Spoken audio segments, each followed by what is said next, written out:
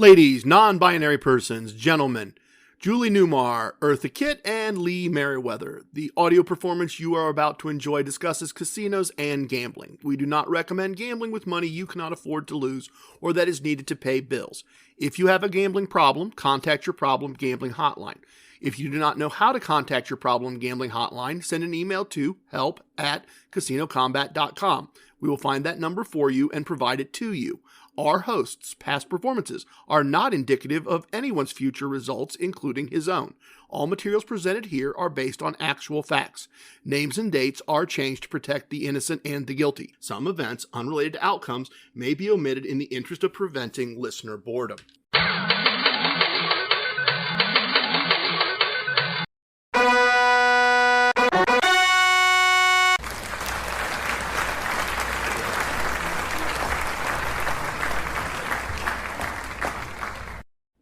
It's me, it's TRG, the Ramblin Gambler. Jet flying? Check. Corvette driving? Check. Wheeling and dealing? Check. Styling and profiling? Check. Vested, invested, suited, and booted? Check, check, check, and check. Let's do this. Welcome to episode 112 of our Casino Combat Podcast.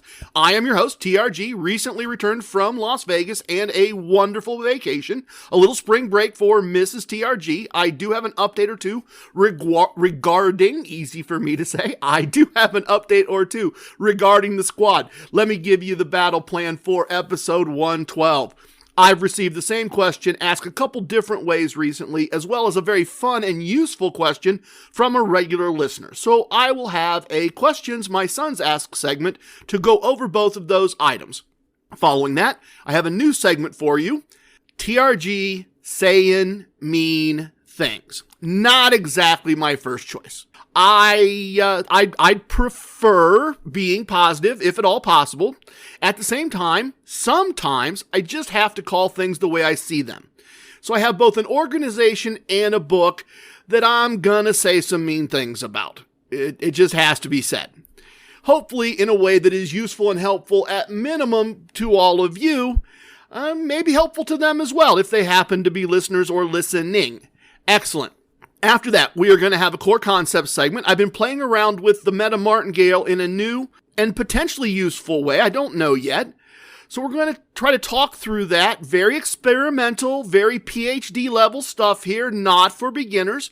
Hopefully that's an interesting tease, as they call it in the radio business. After that, we're going to do a travel segment. We're going to talk about living a casino lifestyle in Las Vegas. Yes, I'm going to give you results. I have to give you results. We came home from Vegas down about 7 days' pay to start the month, and having spent a good bit more than that in the process.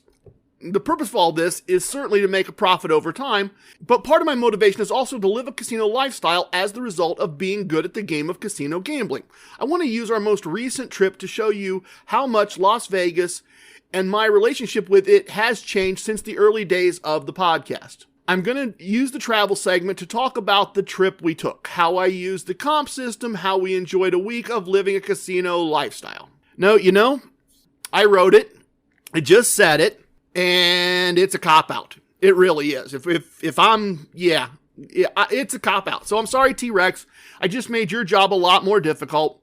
I did. We're going to scratch the core concept segment. We'll get back to that at some point in the future, but honesty demands a results segment, not just a one sentence we lost. It just does. Sorry, T-Rex, as I said. I made your job more difficult. So I'm going to do a results segment and give you a general overview of the losing. Go into some details, go into my mindset, go into the mistakes. A lot of mistakes were made. A lot of wisdoms were ignored. I'm learning something from it, and I think that means maybe some of you are going to learn something through it as well. So I'm going to do a results segment, and then we will do the travel segment and walk through the lifestyle part of things. Some of that kind of stuff that really also needs to be said. We're going to make it 2 segments, and those actually should be very interesting and useful and very different segments, I think, at least if it goes the way it's sitting in my brain right now.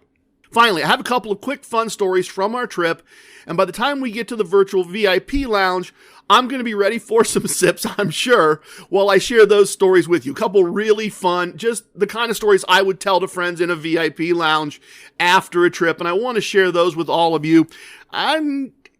not probably a lot of learning there. Just some fun things, but one of those fun things is kind of the blackjack table you're always looking for at some moment in a trip and that you don't always get. So that's the plan. Questions, saying mean things, results, travel, and the virtual VIP lounge. As I said, we will do that core concept segment at a later date. Great idea. I think there's a lot there for our advanced listeners, but we're just not going to do that today. Let me catch you up on the squad, and then we will get started. First up, I need to introduce you to the newest member of the Excelsior Brigade, Wrench, he says in his best VKM voice. Look that up if you're not sure who VKM is. Wrench, the fixer builder gambler who was able to correctly identify my home casino, Casino 2, in less than 3 tries. Wrench lives near a casino that I get to every 4 to 6 weeks, so I'm looking forward to the opportunity to meet him in person in the very near future and really get to know him. Getting to know Wrench just a bit showed me something about the podcast that's very interesting to me. Podcasting is a form of time travel. You see, Wrench has listened from episode 1 through about episode 60 at the time that he emailed me. And he was hoping to get into the inner circle before it was full. And I gotta confess, I didn't go back and look at episodes 58, 59, and 60. We must have been getting pretty close to the magic number 10 there at that episode. So from the point of view of those who have listened to every episode, for those of you that are current, listening to this as a new episode, Wrench is living through our past, certainly through my past life. If he continues to listen in episode order, he will eventually hear about the Excelsior Brigade from the podcast, meet all his fellow Excelsior Brigade members, and learn their stories. And then eventually hear the brigade learning his story and how he joined us. Wrench will catch up to our present eventually this episode.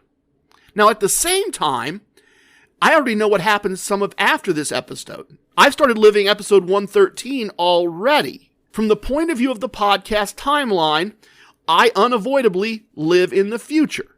Those of you who are caught up live in the present, and those who have not yet heard this episode or heard this episode as their first episode and decided to go back and listen all the way from the beginning, those listeners exist in the past. Does that mean anything? Not really. I'm just amused and amazed that because part of every episode are me reality podcasting my life with my wife, twist those words. Listeners starting from the beginning often essentially are emailing me from the past, and I try not to spoil the future for them. It's great that Wrench joined the Excelsior Brigade, and I guess eventually he will get back to the future. Since I've mentioned the Excelsior Brigade and the Inner Circle several times, let me tell you about something we did recently, just for them and some other podcast high-end contributors. We held a live virtual VIP lounge video call and discussed some sports betting ideas that I'm not ready to go public with yet. And not because I think they're so great, but because I strongly suspect they're junk. But we had a great time getting to know each other, sharing ideas, talking about concepts, and a number of the people who attended said we should do additional live events in the future. I plan to do those. We'll see how things time out. I'm considering future topics. These are going to be things that are not ready for the public yet. Maybe not ready for the public ever. I don't know. That's the purpose from my end of having these conversations with other really smart people with really smart ideas about gambling. If you are a member of the Inner Circle or the Excelsior Brigade, or you've made contributions to the podcast in some form, had email dialogues with me more than just asking for a copy of the ebook or something like that. If you have done those things, if you would like to watch the video of the first live virtual VIP lounge session, send me an email, trg@casinocombat.com, spell combat with a K, and I'll be happy to send you a private link to the video so that you can watch and meet some of the other members of the Excelsior Brigade in the Inner Circle, see what they look like, understand what that meeting was like, and then hopefully you can join us in the future. That would be great. If you want to be included going forward, you can join the Excelsior Brigade by determining the name in the real world of my home casino, Casino 2, just as Wrench did. You can also earn your place on the list by interacting with me and the squad, either by email or in the Casino Combat Squad Facebook group, or by involving yourself with us on Instagram. I'll move on in a minute, but there are 2 points of view here. My son said, Dad, you're going to do a live online event. You can charge for that. That's why people do podcasts. You can make money from this. People will pay to be part of that. And I think they may be correct, quite honestly. I think they may be correct that there might be some people that would pay. That said, I can't think of an amount of money that matters to me that I would be comfortable asking from all of you. If you want to send me money, whatever amount of money you think you want to contribute, you can use PayPal and email me money, trg@casinocombat.com. You can go to anchor.fm/Casino Combat. There's a support link there. You can support the podcast, and I appreciate all of you that do that. I can't tell you enough how much I appreciate it. If the podcast helps you and you want to help the podcast, that's great. Money makes all of this work at some level. But I don't know how. Would I charge you $1? Well, I don't care about your $1. Do I charge you 10? Okay, I still don't care. Sorry if that sounds arrogant. I wouldn't feel right charging you 100. Charging you 100 would be great, but I wouldn't feel right doing that. So the money just doesn't work at this point. That said, I think that explains why I'm not interested in trying to take your money to be part of a live streaming event. It just doesn't feel right. At least right now, it doesn't feel right. I've decided instead to ask of you a much higher price. It's right. I'm not actually giving you a discount. I'm sorry. I wrote this and I read it, and that's the truth. I'm not giving you a discount. I want something more than money. I want something more difficult. I want a more difficult to accomplish price. The price of admission to the live events is participation. That's what I get out of this that I value. That's what matters to me more than a few dollars that I'd be willing to ask and that you'd be willing to pay. Knowing other committed gamblers and hearing their ideas and experiences. That's something I can't buy with money, so that's the price of admission. Join the Excelsior Brigade and you're in. Contribute useful questions and interact with me by email. You're in. But admission is based on things money can't buy. Admission is based on participation. A note to the past. If it is 2030 and you are listening to this and then you go on the website and things have changed and now there is a cost to join a live event, I have no control over what future me does. I'm telling you what we're doing now, and I'm telling you why. And I'm telling you why I value that more than I value any amount of money that I might ask from you.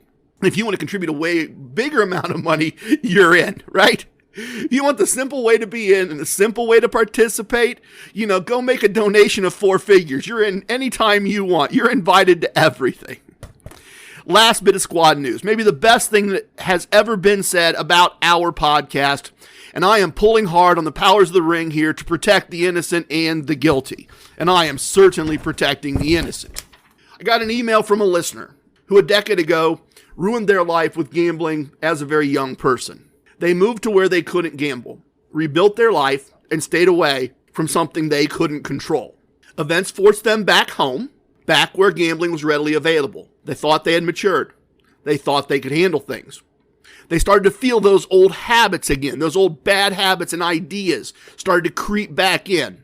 They knew they needed a plan or they were going to struggle. They found and started listening to our podcast. Episode after episode, they found what they were looking for. They feel that our podcast helped them find a healthy and positive relationship with gambling and the casinos in their area. What more could a poor farm kid hope to have accomplished with the thoughts he was given? Without a doubt, the best email I've received to date. Let's do it. Let's get started. You have the battle plan. Let's do questions my sons ask. What?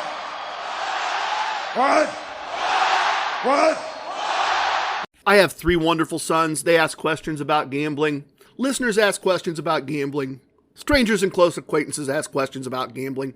Today's question that I'm going to start with comes from JPert886, who wrote, TRG, quick question. What are your thoughts on cutting the deck? Where do you cut? Thin, middle, deep? Does it matter? My thoughts are that it doesn't matter after the first hand because people are hitting or staying, which makes the rest of the cards random. Some people at the table get really hung up on this cut is a good cut or a bad cut. Some never want to cut. Others want to cut all the time. Just curious as to what you do and what your thoughts are. So let me back up just a little bit for those who are not familiar with the ritual of blackjack. When blackjack is played, the idea is, and this is true, if you're playing a friendly poker game, usually the person who shuffles the card lets somebody else cut the cards so that the cards that are going to be played were in no way influenced by the shuffle. So despite the fact that in many cases the cards are shuffled by a machine now, the house generally, in the form of the dealer, offers someone at the table the opportunity to place the card somewhere in the stack of cards, and then the cards at the front are placed to the back and the cards at the back are placed to the front. So the cards that will be played and unplayed are determined by the players, not by the house. Generally, if everyone declines, the house will cut, and the house will cut right in the middle, which I guess statistically is the worst possible cut for the players. I've been told that a bunch, so I'm going to believe it's true, even though I'm not sure I'm convinced. So that's the question. The question on the table, the prompt that we've been offered is, do I cut the cards? What do I think about cutting the cards? Does it matter? Does it matter where you cut? It's an excellent question. It is an excellent, excellent blackjack etiquette question. I always cut about one deck off the back of the stack of cards, unless I'm using my super secret reverse outcome, change the game cut, and I cut one deck off the front.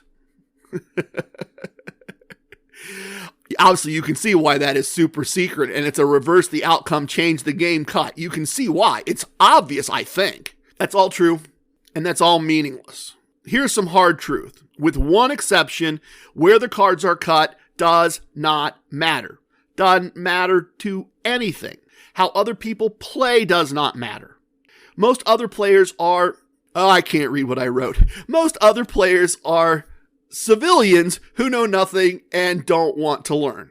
Our job is to interact with them as pleasantly as possible, enjoy the few who we can enjoy, get paid, and get out. And it took me over 30 years to figure that out, and I still fail and get caught up in the drama from time to time. So if you can't do that, don't feel bad.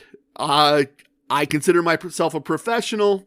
I'm on the downhill side of 40 years doing this, over 3 decades, and every once in a while I still get annoyed by civilians. Not what I was going to say. Here is, however, the one situation in which the cut card placement can matter, and that is a hand shuffle with poor procedures. If we have a hand shuffle with a poor shuffle procedure, someone skilled might be able to, in theory, do what is called shuffle tracking.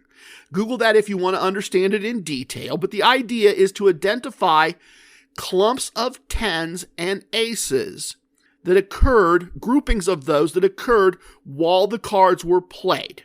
Know where they are in the stack of cards in the discard rack. Follow those clumps of cards mentally through the hand shuffle, then cut the decks such that those clumps of cards come to the front and bet big the first few hands. That is the situation in which where the cut card is placed would, in theory, matter and matter a lot. This was a big theory in the early 80s, that you should do this and you should demand to be the one who cut the cards. And I personally have doubts that many people could really pull it off even back in the day. But even more so now, the house knows. Hand shuffles are uncommon. Where they exist, the procedures protect against this very thing.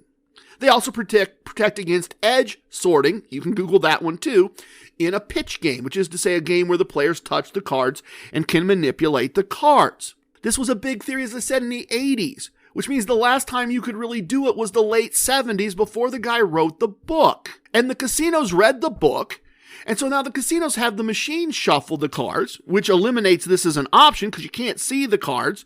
It often allows more hands per hour, which is why they have the machines installed. Those two reasons. So you can't shuffle track, even if in theory you were good enough to do it. And if they do hand shuffle the cards, you watch. You will see that the procedures involve putting blocks of unshuffled cards between blocks of shuffled cards to break up clumps. You will see that multiple piles of cards are made so that if there were clumps, they're on opposite sides of the shuffling procedure. The house understands how to do this. It doesn't matter at all. For me, shuffle tracking and edge sorting, as with card counting, the entire process seems like a lot of work to beat a game that I tend to beat more often than I don't. I just don't see the point. I don't see the point at all. Bottom line, don't worry about where the cards are cut. Don't worry about what other people think about it. If they want to cut, let them. If they want you to cut, let them. If they want to blame you, say as the author said, I was responsible for the first hand, now I'm done. Basic strategy, wager system, money management, those are the things that matter. Your emotions, the control thereof, those are the things that matter. It's an excellent question. I am so grateful that this prompt was provided.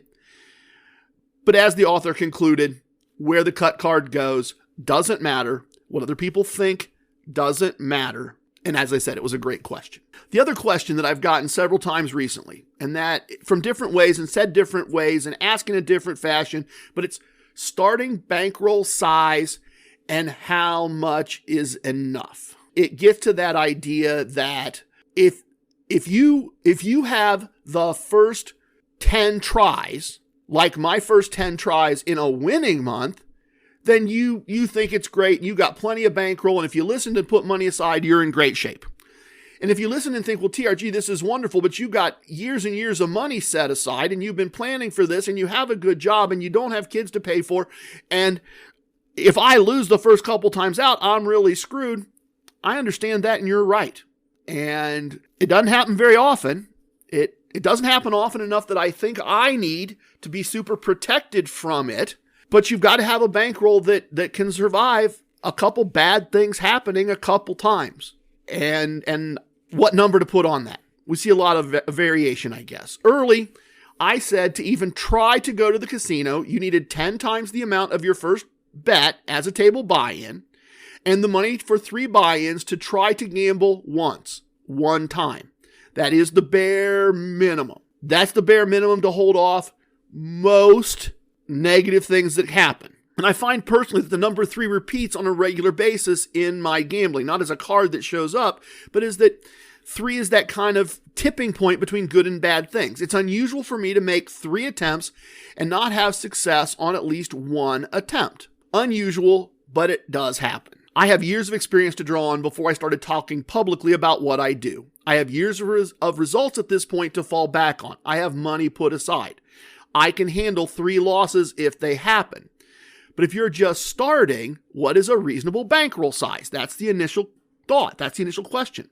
I think you need 3 tries for a visit, minimum.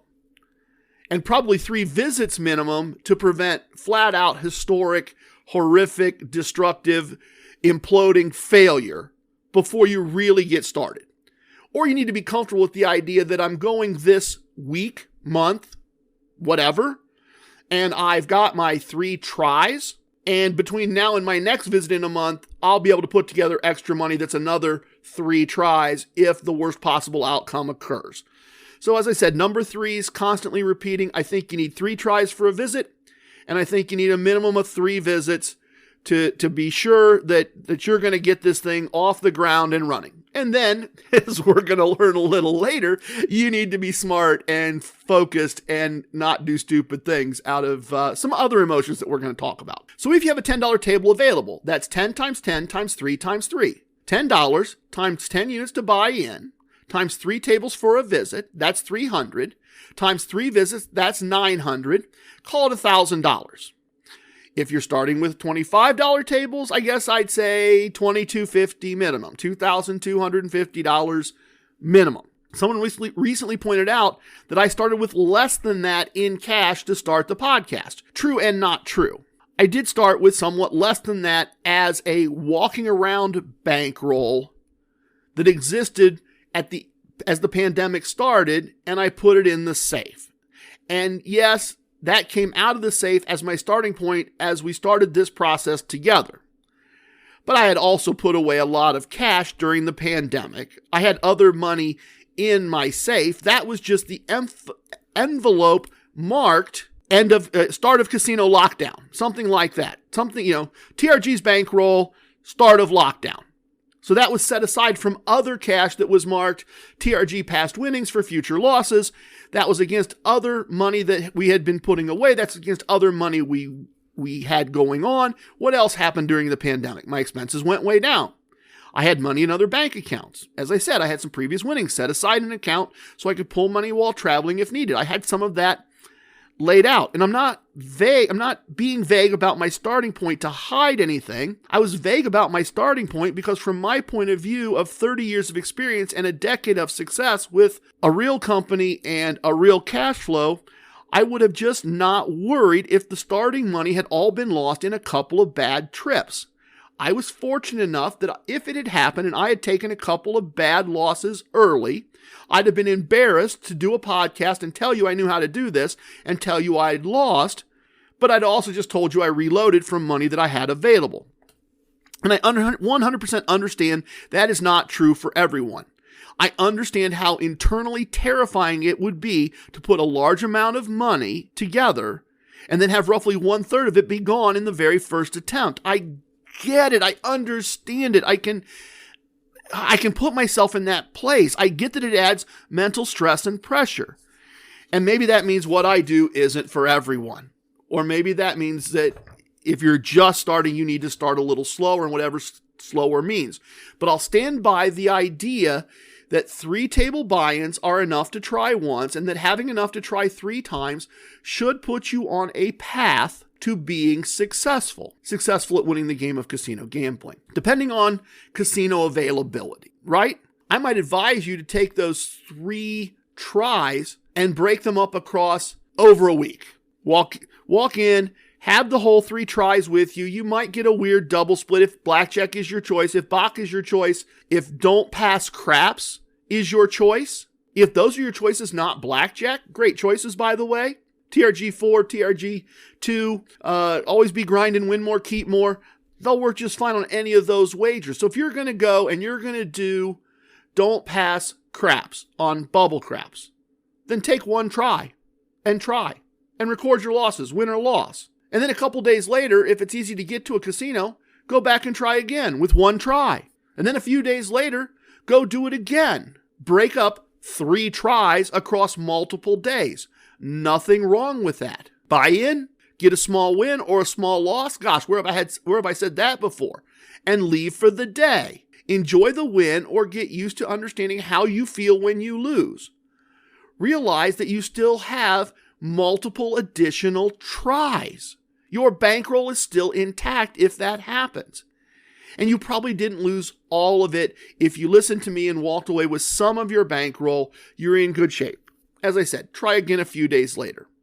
See where you end up after breaking those 9 individual tries. 3 tries for a day in the hypothetical 3 days tries. Break that up and see where you end up. I hope that helps. I'm sorry if that feels vague. What I can offer is this. Everyone that has asked for my help in sorting out a bankroll and a casino action plan has, to the best of my knowledge, gotten my help sorting out that information in a way that makes sense to them. If you would like my help on that specific topic, just send me an email and I'm happy to work through it with you. Okay, one final question. It just came in before I started doing this, decided to kind of copy and paste it in here. And it says, TRG, forgive me if you are asked this question all the time. I have listened to most of your podcasts and videos and have not seen this topic mentioned anywhere. My question is, what are your thoughts on video poker?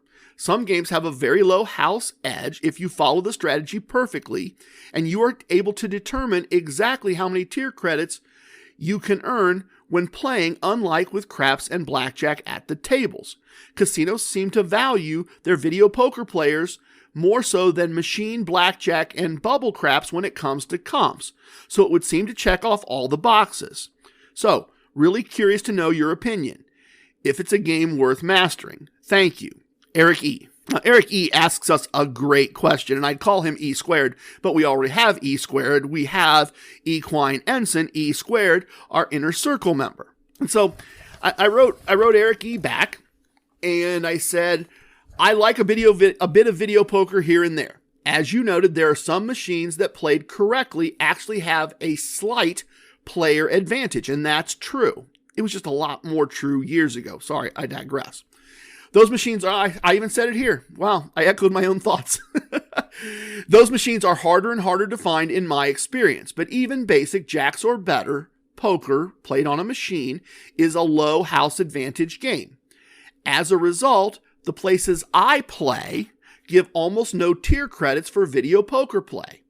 I can sit and play $1.25 max bet for 20 or 30 minutes and maybe get just 1 or 2 tier credits. That said, what I'm hearing from people all over and what I'm seeing is lots of variety in how various casinos handle machines other than slot machines as it relates to tier credits.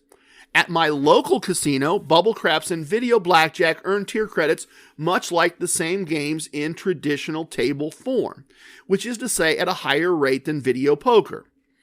But at the Caesars properties in Atlantic City, the same games earn exactly 0 tier credits regardless of how much you wager.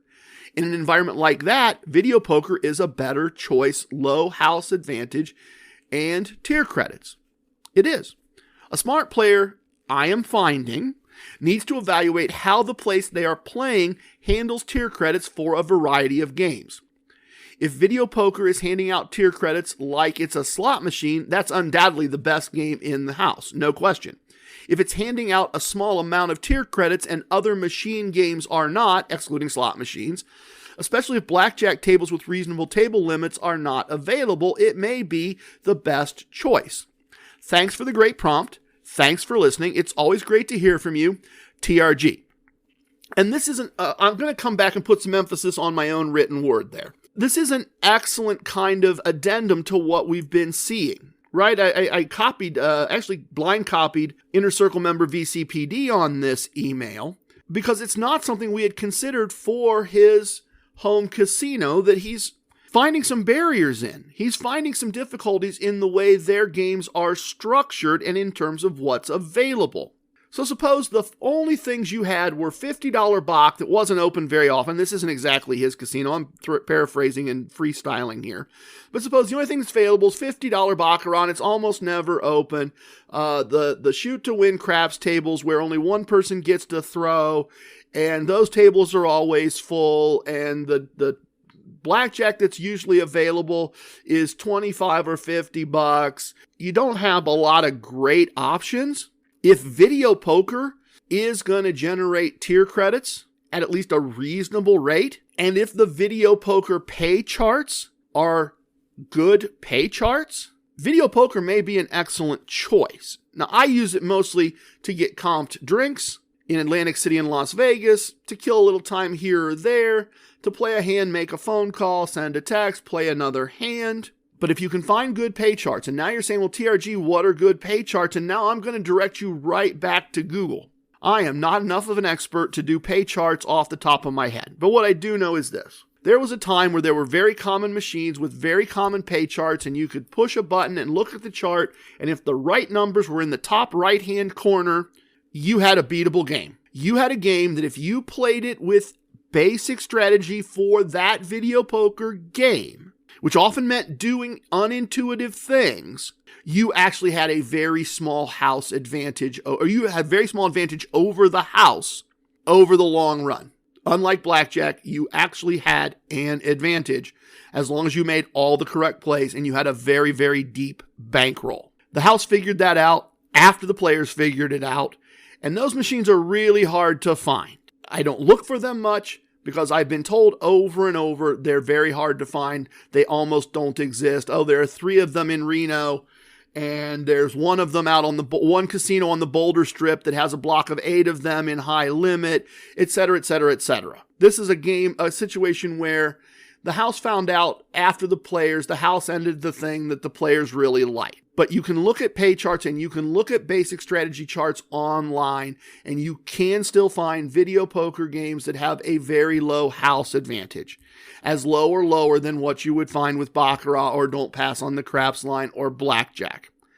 And that may, in fact, if the tier credits are awarded going along with it in a reasonable way, that may very well be a great choice for some of you. So I am so glad that Eric E. sent me this. I am so glad he prompted me with this. It was an excellent question.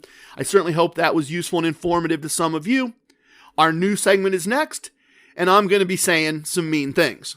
That's really, really, really, really, really, really, really, really, really, really, really not nice. TRG saying mean things is not a segment I would have ever initially planned on doing, but some things need to be said. And first up on my list of targets today is my state's problem gambling board, group, hotline, whatever you want to call it. These folks are funded by the casino because both the casino and the state recognize that when you introduce casino gambling, there are going to be some people who can't handle gambling and need help. Now, everyone says, we take our responsibilities very seriously. I mean, that's what they always say. I mean, our train car tipped over and poisoned a whole town. We take our cleanup responsibilities very seriously. An executive sexually harasses someone, and what's the first thing the company PR department says? We take our responsibility to prevent sexual harassment very seriously. Well, I take my responsibility for promoting responsible gambling very seriously. And sometimes I use humor to accomplish that. But I do take my responsibility as someone talking about gambling very, very, very seriously. I hope the humor puts the focus on that instead of having it blend into the background. So every 6 months or so, they set up a table on in the hallway between the parking garage and the casino to let people know that there is help available if you have a gambling problem. And every 6 months, I walk up to the table, I introduce myself, I give them a business card, I explain that I do a podcast about casinos and gambling, and that I would love to have, if someone would like to call or email, I would love to do a phone interview and share what this group knows, what this group's expertise is, to make sure my listeners have knowledge and resources about what to look for that might indicate they have a gambling problem. And they always say, oh, thank you. And I never hear from them. Even gone so far as to email them. And I never hear from them. I've asked them 4 different times in person to just give me a few minutes with someone on the phone so an expert can talk to us about the signs of problem gambling and how someone could get help. And 4 times I've been ignored. I've emailed another 2 or 3 times and I've been ignored. And maybe that means I'm just going to spam, who knows? But someone doesn't take their responsibilities seriously from my point of view. I'm going to try to put together a segment on this topic in the near future, since I do take my responsibilities very seriously. Jokes and bits aside, if you ever feel like you cannot walk into a casino and not gamble, if you ever feel like you cannot walk away from a table with a few units of your buy-in left, if you feel that you don't have the control to implement the Casino Combat arsenal, send an email to help@casinocombat.com, and we will do everything we can to get you a professional to help you work through that. And if I have to call them multiple times, I will. And if I have to walk in somewhere in person and wait till they reach out to you, I will. I do take this responsibility very seriously. Pause. Deep breath. Okay, on to some real mean things that I need to be saying. And I need to be saying those mean things about a book called How to Make $100,000 a Year Gambling for a Living. And the subtitle is Legal Gambling Has Rapidly Spread Through the U.S. Now, 2 renowned professional gamblers and writers show you which games are beatable and exactly, emphasis mine, how to beat them, even as a lucrative full-time job. They are renowned authors. I am not going to name them. I'm not even going to open that can of worms. Not going to go there. They each have an open invitation anytime to do an interview with me and rebut what I'm about to say. These are famous authors. They have all famous within the gambling world. They have written books that I've read. They've won awards. They've made money gambling. I will even go so far as this. If they would like to do the interview in person, I will travel to them. I will bring the equipment and we will have the conversation, and I will not edit it, and I will put it out to all of you so they can hear them give their point of view on this. But I'm not going to name names. You can find Gambling for a Living, all kinds of places. Don't need to tell you where. In fact, I was shopping online and this book was put up as something I might be interested. Clearly from the title, this is a book well worth the $19.95 asking price. A book I had to own and read when I saw it. These guys have written, as I said, tons of gambling books. They are experts. They are professional gamblers in every sense of the word. I give away what I know for free. These are famous dudes. They get to charge for their books. I give mine away for free. So I get the book. I read about the first author. He's available for speaking engagements. He charges a fee. I'm in. I got to hear what this guy has to say. Excellent. I read about the next guy. Even more impressive. He has a publishing company. Millions of books sold. 46 books in print. Long list of accomplishments. I've read some of his books. I read the introduction. Gambling is everywhere. Games can be beaten. They're going to tell us how. We're going to make $100,000 a year. People don't believe them, but they know how to win. I'm all in. This book is great. I'm only in at the introduction and already in my brain, I'm making a list of people I want to send a copy of this book to. I'm going to send it to VCPD. I'm going to send it to Equine Ensign. I'm going to send it to East Coast Emissary. I might even send 2 copies so Atlantic City Empress gets her own copy. These guys are great. This is just wonderful in the introduction. I'm in. These guys get it. They understand. This is an amazing book, right? I'm on page 4. Chapter 1, Blackjack, here we go. Thorpe, basic strategy, yes, okay. The game can be beaten, but it takes work. It's not easy. Yes and yes, let's go, let's do this. What follows after that is simplistic garbage. Page after page of half-assed basic strategy, some of it wrong, and that is followed by a very basic explanation of card counting. Like if we were 3 drinks in, 4 drinks in, and I was going to explain it to you at the bar in a very basic format while knowing you don't really care about the answer. That's the level of card counting they give out. Junk. You barely get enough information to go use Google and learn how to teach yourself for real. Barely. I'm not sure some people could read those chapters and then even know what to look for. And my goodness, help me. If anybody reads that and believes that they can go out and do card counting, they are in for a rude awakening. But this is followed in the next chapter by a bit of math about the bankroll needed to be a card counter. But again, very, very basic. It's all done as if you could actually bet $1. It kind of glosses over the real world table limits and the fact that you need multiple tens of thousands of dollars to try to just scratch out a pathetic living, not 100,000, a pathetic living at the lowest level tables available in the United States.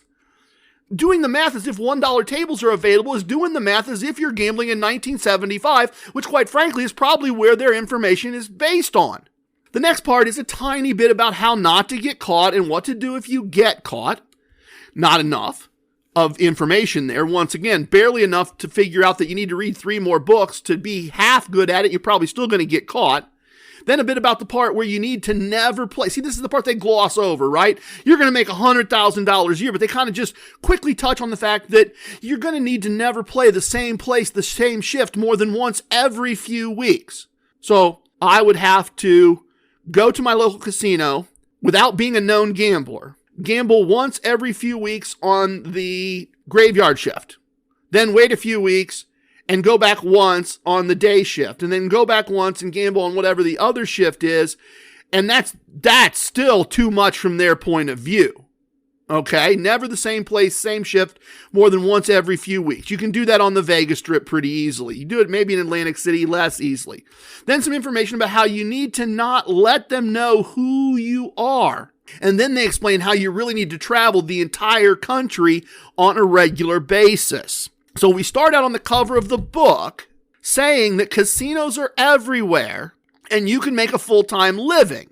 But then the first game they tell you how to beat, allegedly, I'd rebut that. But after they tell you that you can make a living doing it because it's all over the country, they then tell you you need to be all over the country to do it. And fund the travel off, I guess, the $100,000 you're just winning so easily being a card counter. Then we get to team play. And the theory here is that they've shown you a generic half-complete basic strategy, then sort of described a bad counting system and some basic don't-get-caught moves, and now you're ready to put together a team, a la the movie 21. And you're ready now to put together this team and take down the house like those really smart kids from what is Harvard, Yale, I forget. Real smart kids, Ivy League school, really smart math professor, and you've now read 35 pages of their book, which is generic and half-assed, and you're ready to put together a team, and they're going to teach you how to do team play, and they're going to teach it the same half-assed way they taught you everything else. Finally, they describe the other ways to beat blackjack. This is 20-year-old advice that was garbage advice then, in my opinion, rarely useful 20 years ago, certainly not usable today. They're talking about reading dealer tells. So the expression on their face when they see they have a blackjack. Tracking aces. Shuffle tracking. I mentioned that and blew up the idea in the question segment, as you might recall. And I didn't charge you $19.95 to learn about shuffle tracking. And they didn't, after they charged you the $19.95, they didn't even tell you why it doesn't work anymore. They talked about playing the warp. This is a technique where the cards get bent because the casino peaks on the tens and aces. So that the 10 and ace cards get bent, and you can sometimes double or take an extra card because you see the card is warped. Garbage, garbage, garbage. Hasn't worked in decades. They talk about spooking and first basing and front loading.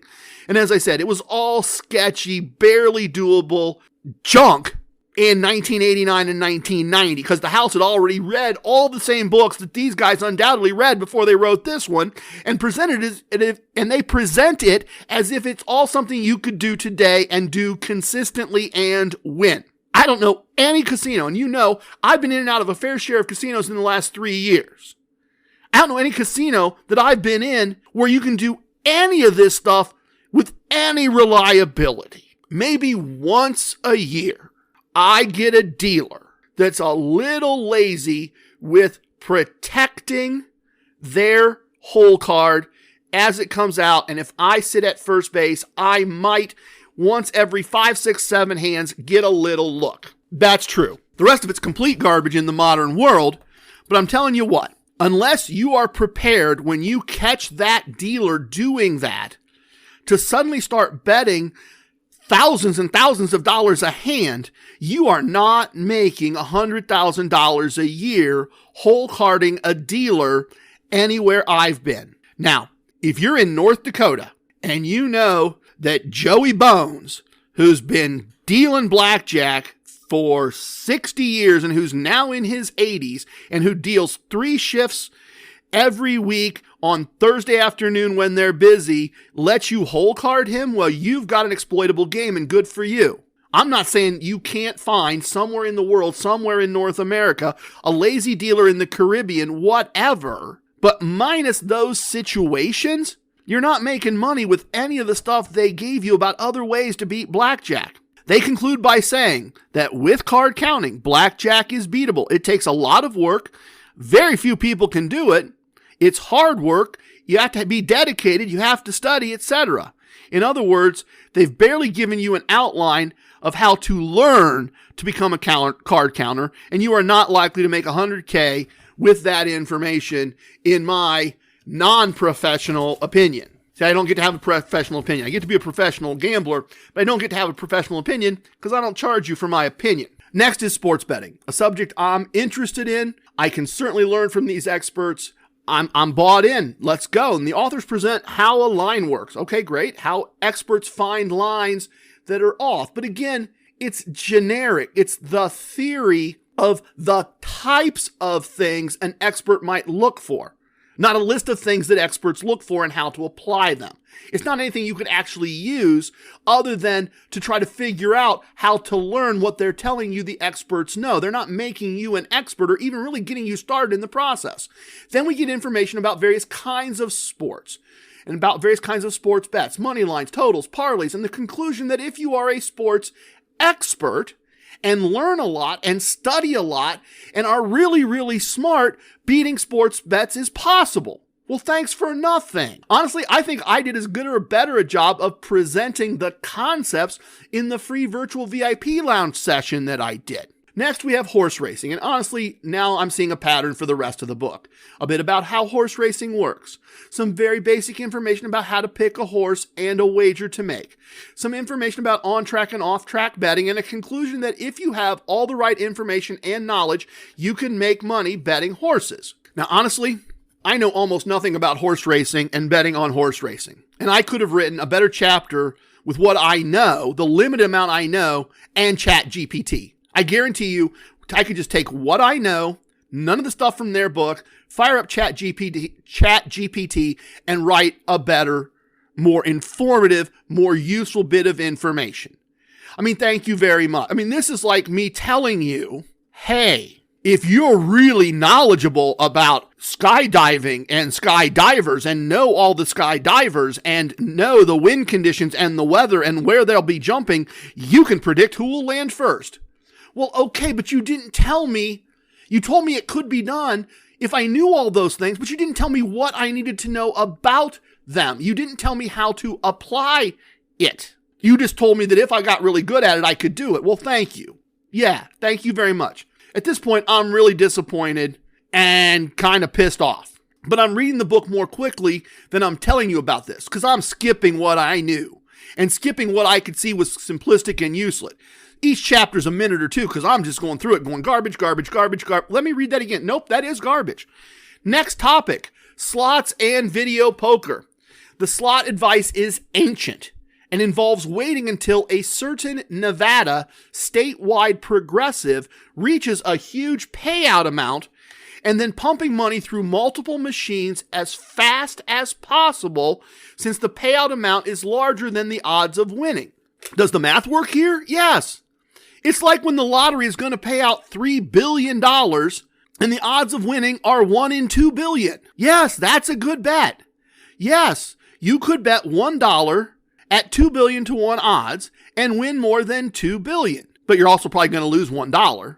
The math there isn't wrong, but again, this is old information and information that if it was correct, could really not be used outside Nevada. The game doesn't exist anymore. Or I should say, it doesn't exist anymore to my knowledge. Maybe someone will tell me it is out there, and then we got a thing we can rely on. In all of those casinos they mention all over the country that they tell you about on the front of the book, where you're going to make $100K a year as a gambler, those machines don't exist. Or at least I've never found them. I read the name of the machine and I went, yeah, I haven't seen that in forever. Again, advice I read 30 years ago. Video poker, again, we talked video poker a minute ago, they are factually accurate. Back in the day, there were lots of video poker machines with a small player advantage in the payout table if you knew the correct strategy. Yes, if you knew how to play and played those machines over time, you had a small house advantage. Honestly, it's still true if you can find those very few machines, as we talked about. Guess what? As I said earlier, you don't find those machines anymore. And it's because casino management read the same books that I read in 1987, and they just don't provide the game. Video poker exists in many forms with many payout tables. Some of them get the house advantage down to a very small number when played consistently. I suspect over long runs of time, a handful of machines can be beaten consistently. But I would expect big swings as large losses mount up until a royal appears to give you a very small profit. Again, the information is old, it's incomplete, and useless to most of the people trying to make money as a professional gambler. From here we move on to games you usually can't beat according to the authors. They explain that you can't beat roulette unless you find a warped wheel. Then it's beatable. They don't tell you what a warped wheel is, how to find it, why it's difficult to find, any of that. Craps, baccarat, those can't be beaten. Everyone knows that, so they don't spend any time talking about that. We move on to poker, a very beatable game. You will learn more about how to beat it doing a poker search on YouTube than you will from this book. They explain to you that you can beat poker if you're smarter than other people and know all the ways and you can read their eyes and you can do... Yeah, really? I think most people could kind of lay that out in brief form for us. Finally, we get down to the rest of the book. Winning poker tournaments, using coupons for a small advantage, playing slot tournaments. Does anyone think they're going to make $100K a year on coupons and slot tournaments? I'd be embarrassed even to suggest that to you. I'd be ashamed to suggest to you that you can win hundreds of thousands of dollars because you have coupons that get you a small advantage. They certainly help me. They're certainly part of the process. But if I'm making money for a month, I'm not making it from the coupons. That's just not happening. We conclude the book with the warning that you probably need $50K to even try to win $100K a year. And if you're not an expert and very skilled, you're just going to lose the $50K. In conclusion, very well-known, very mathematically gifted men with a long history of gambling success repeated a generic version of old information and claimed you could use it to make a decent living. It's junk. It's garbage. It's embarrassing that they put their name on it. At best, they have outlined all the stuff you need to learn on your own to even attempt one of the techniques they discuss. Frankly, I was going to send the book back and get a refund. I could have done that. I decided to keep it and do a segment. I'm going to get my value out of it. I don't own a publishing company. I do not have 46 books in print. I have no gambling resume to lean on other than what I have shared with you right here. But I taught you more about how to beat the game of casino gambling in the first 22 episodes of this podcast for free than these clowns teach you in an entire book. I didn't charge you for it. And on top of that, I teach about the real world, not old men's nostalgic fantasies about a land that no longer exists. How to make $100K a year gambling for a year is junk, a complete waste of money and garbage to be avoided. The authors are welcome to debate anytime and within reason anywhere. Sorry, sometimes mean things need saying. All right, now let's do the results segment. Some parts of me would rather skip that, but let's do that, and that's probably very good for me. Here we go.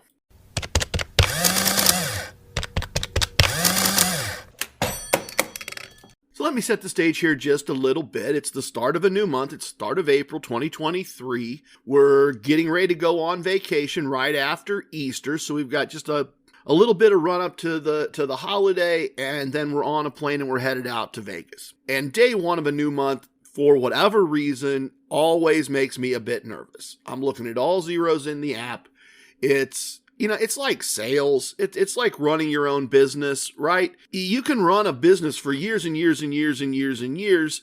You can have great month after great month after great month. You can have great personal income. Everything's great. And it still doesn't change the fact that on the first day of the new month, you've got to go out and produce again. You've got to go out and sell again. You've got to go out and perform again.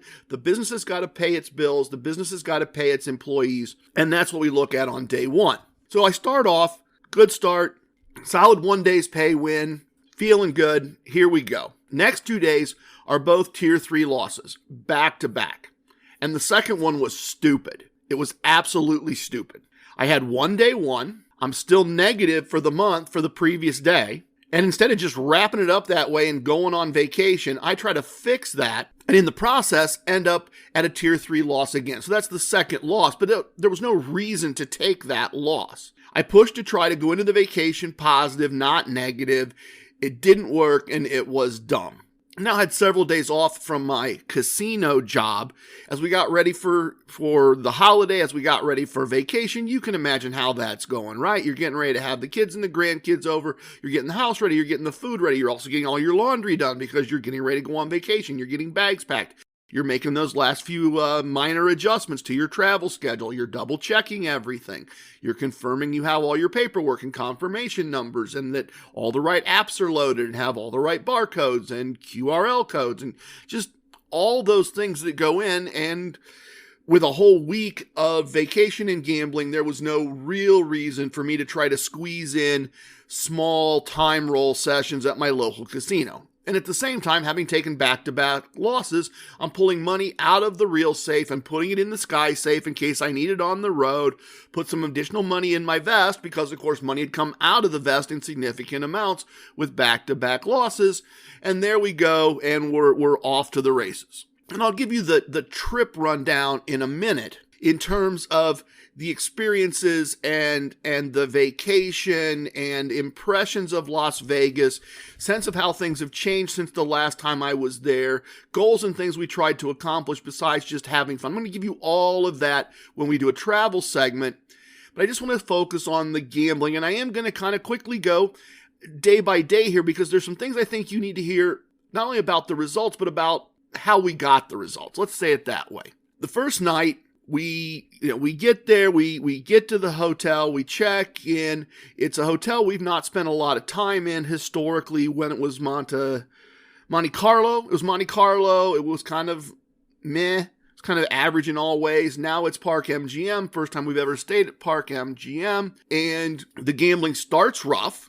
And then we didn't like where we were gambling and we basically just ran. We don't know a lot about that part of the strip in its modern formation, if you will. And we just ended up running down to Circa, had a nice comeback, actually had a small win for the day, about a day's pay, and we had a tremendously fun night. I don't want to downplay the fact that it was a lot of fun and that we won a little money. Now, day two, Mrs. TRG was going to get ready for brunch, going to sleep in a little bit, change time zones. And change time zones, right? I'm up early by Vegas standards, late by my home standard because they're 3 hours different. And so I decided I'm going to get out and play a little bit, get some points on the board in terms of tier credits, do all that stuff, see what the casino looks like in the morning while she's getting done and getting ready for brunch. And I do see what the Park MGM looks like in the morning. And the Park MGM in the morning, at least during a weekday, at least when I was there, is a horrible place to play blackjack. $10 6 to 5 table, $15 6 to 5. I think it was free bet and high limit. That's it. That's what I'm working with as I've got a couple hours probably before brunch. And so I decided that if the only 3 to 2 tables were high limit tables, that I could just handle that. Right? Been winning plenty. I'll just skip any of the meta martingale stuff. I'll just skip any of the up and down stuff. I'll just let the normal chop that happens when you're not moving up and down tiers in the meta martingale. Just play TRG 4 and I'll play it at $100 tables and I'll take some losses and I'll take some wins and that'll be fine because I've been winning tons of money and I got my clock cleaned. 2 buy-ins, 2 negative exits, less than 1 shoe. And then just to add a little extra pain on there, the final hand was a split and a double, all lost. Youch. Yikes. Right? Back-to-back tier 3 losses before I left. One of them I shouldn't have taken. Loss and then a recovery on the first night, but not nearly enough. And then I add boom, boom, 2 basically tier 3 negative exits, although I was just playing at a $100 table and it is what it is.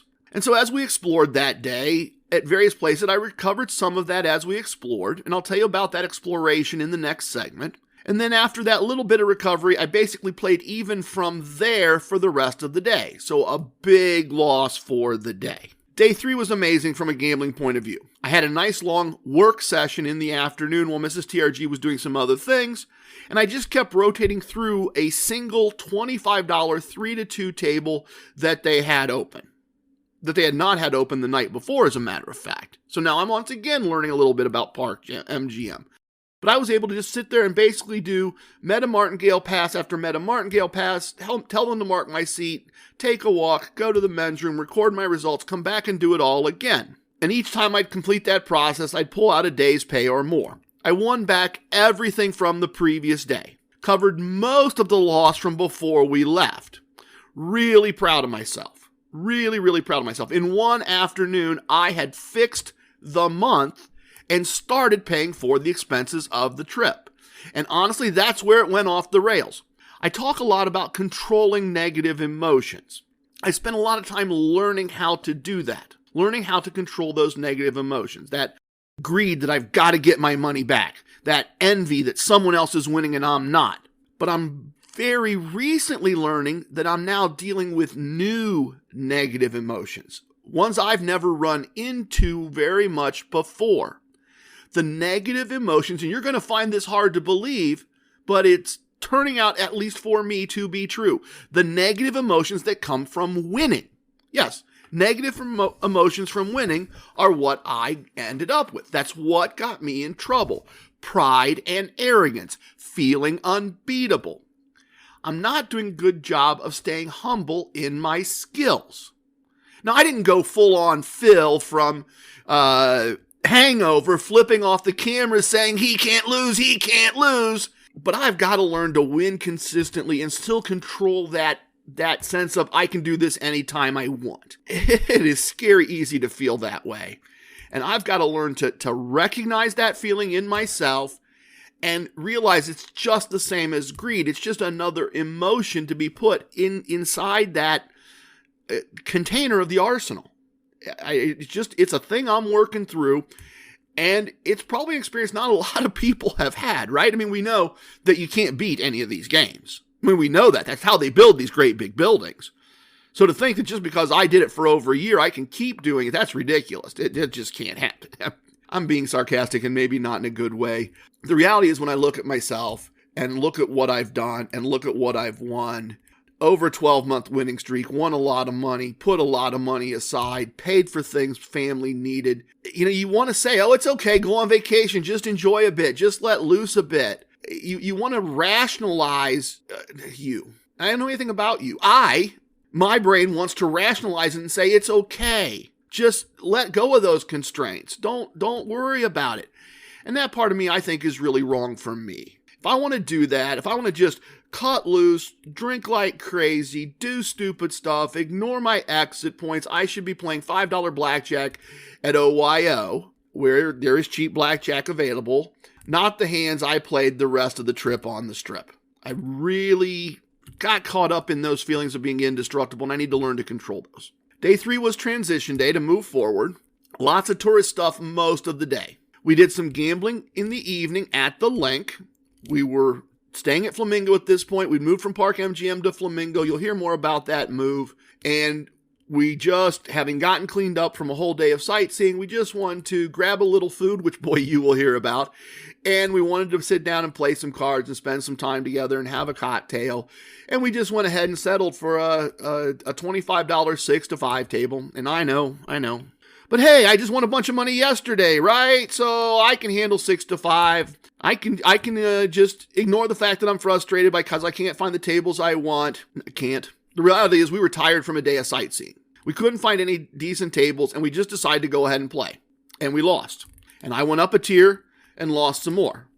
And Mrs. TRG decided she didn't feel 100%, and that, at about 10 o'clock, she just decided she was going to call it a night, and we were going to start fresh the next day. Made perfect sense. Walked her upstairs, made sure she had everything she needed, kissed her goodnight. I decided that I was going to play 3 to 2 free bet blackjack at $50 a hand in the Flamingo high limit room, since it was still kind of early. It's only 10 o'clock, right? Good and bad decision. Keep in mind, I've already lost a tier 1 buy-in and a tier 2 buy-in to start the evening. So at the $50 table, I do a tier 3 buy-in, and after winning a few hands, I drop back to tier 2. I drop back to that $50 point.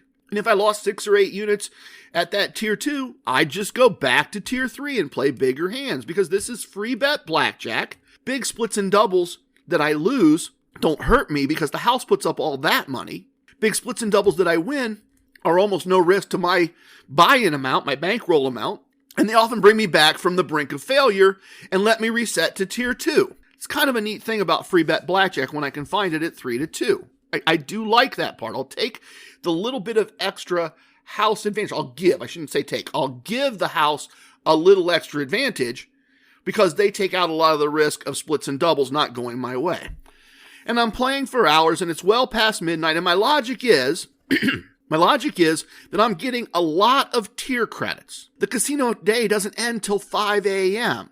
And if I'm playing even for the table, why not keep cranking out tier credits? Because Caesars, as you hit certain milestones, as you hit 125 tier credits for the day, then they give you, 25 or 50.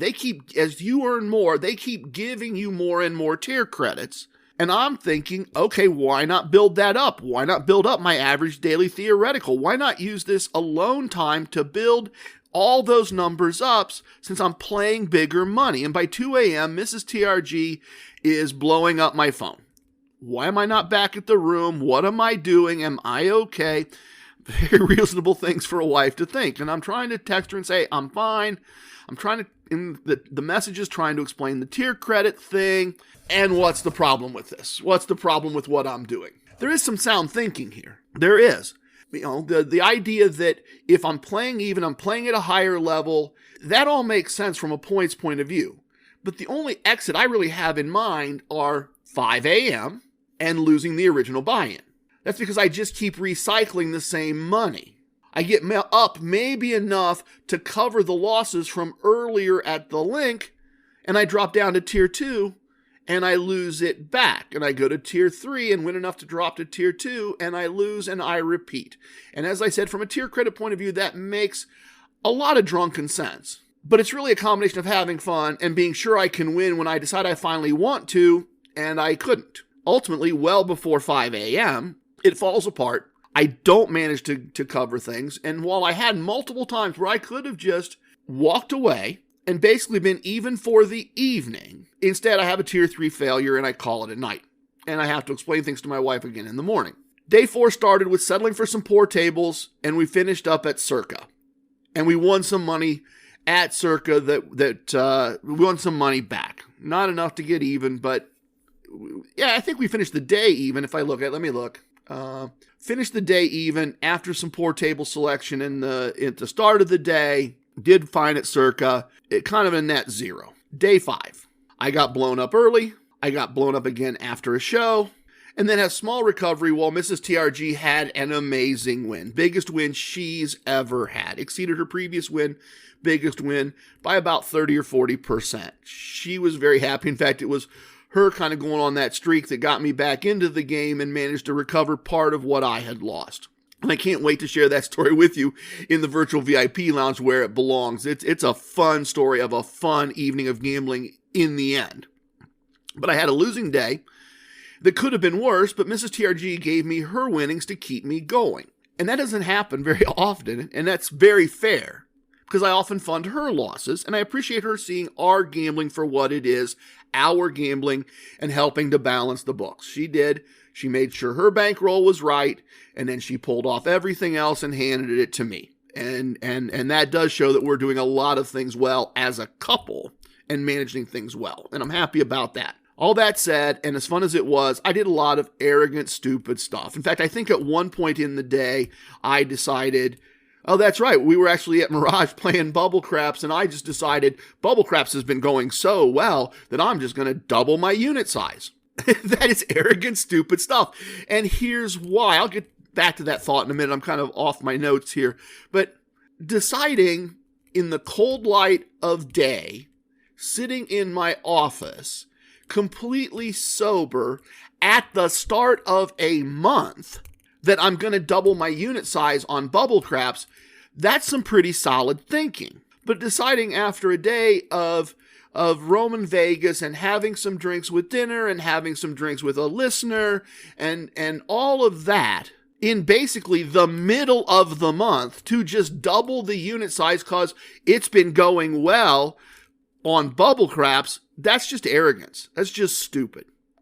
It's just like playing at a table with good rules and low limits as if it was a high limit table because that was going to fix stupid from the previous day. Arrogant and stupid doesn't fix stupid, I guess is what I'm trying to say. And I kind of was in the middle of it. Day 6 was our last day. We tried to go out with the great crazy last night.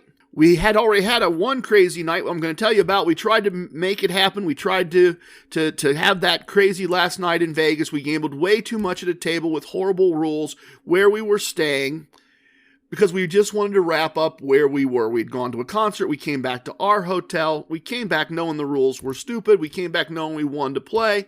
And rather than either A, packing it in, or B, just spending the money to go like to Circa with better rules, or to New York, where we knew there were better rules, we didn't. We came home, as I had said in the opening of the episode, having lost about 7 days' pay for the first 2 weeks of the month. That's with Mrs. TRG's biggest win ever. She came home a winner. I did not. My loss was bigger than the 7 days. We also spent a bunch. We spent as if we'd been winning for months and months and months, which was true. But when you have the loss and then you have the fact that we spent a bunch, it's going to be a rough 2 weeks to try to recover this. And I may have spoken that into existence, which I am considering and pondering as I look back over past scripts. But this is going to be, as I said, a tough start to recover from. I wonder if as I kept saying in previous wins, and who knows, April may be bad. Who knows, April may be bad. Maybe I made April bad just by saying maybe April's bad. So let me start right away and say I think May is going to be great and June is going to be amazing. Let me start programming myself with that.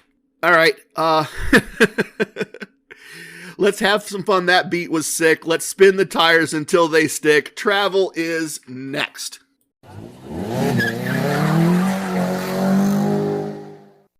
One of the core concepts of Casino Combat is to have and use a player's card. That lets us recover money lost some months with comps and gifts. It lets us live a casino lifestyle where casinos from one end of North America to another are our country club, and a country club that, generally speaking, pays us to be members. It's such a short little part of the core concepts. It's such a tiny little bit of things that I think I sometimes don't talk about it enough, or it's been easy in this later part of the podcast to skip over the fact that I'm constantly picking up blenders and handbags and suitcases, and it's easy to forget that family comes to my house and replaces all their old pots and pans and gets whole new kitchens out of our closet from stuff that we were given. It's easy to forget that or it's easy for me to gloss over, not forget, I guess. I'm aware of it. I'm managing all the time, but I think I sometimes don't share all of that with you enough. So I thought this Vegas trip, as horrible as the gambling results were, I thought this Vegas trip would be a good time to revisit the extreme casinoing, the extreme couponing aspect of this, to look at some of the ways that we benefited just from status we'd earned previously, just from gambling we'd done previously. In many ways, it's almost as if when I was in Vegas the last time for the tournament, and when I was in Vegas the time before that for the artiste's birthday, that I was putting money, in air quotes, I was putting value away for future use. It was there for when we want it. So I wanted to talk about our Vegas trip through that lens. The story about the story to get to the segment. Mrs. TRG, this is her last year as a teacher. She is very close to retirement, and she wanted to take a spring break trip. Her last spring break she's ever going to have, as far as we know, and she wanted to take spring break, and she wanted to go somewhere warm. Warm places in the winter cost a lot of money, and honestly, I find them generally boring. And maybe I need to get educated and understand that there are warm places I would find fun. We may need to work on that a little bit. But regardless, Vegas was a fun and easy choice for us to make as a couple. Again, because we knew we had value sitting there waiting for us. We knew that large parts of the vacation would be things we would not have to pay for, or we would pay a discounted price. So it was a very easy choice to make. Mrs. TRG told me the dates that she wanted to go. I booked the airfare. I went in the MGM app. Casino Wisdom number 74. If there is an app, get the app. I go in the app and I book a comped room. No resort fees. Just as simple as that. Don't have to call anybody. Don't have to ask anybody. And then I went into the Caesars app because MGM was only going to cover 3 nights. So I go into the Caesars app at Casino Wisdom number 74 again. And I looked at rooms available. And I didn't book anything. And here's why. The Caesars app is very straightforward. This is who I am. This is what you'll comp me. This is what I'll select. But the website is different. The website allows you to put in the rewards membership number of a person that's going to be traveling with you. And they're very clear that that person must be available with picture ID, with their player's card when you check in.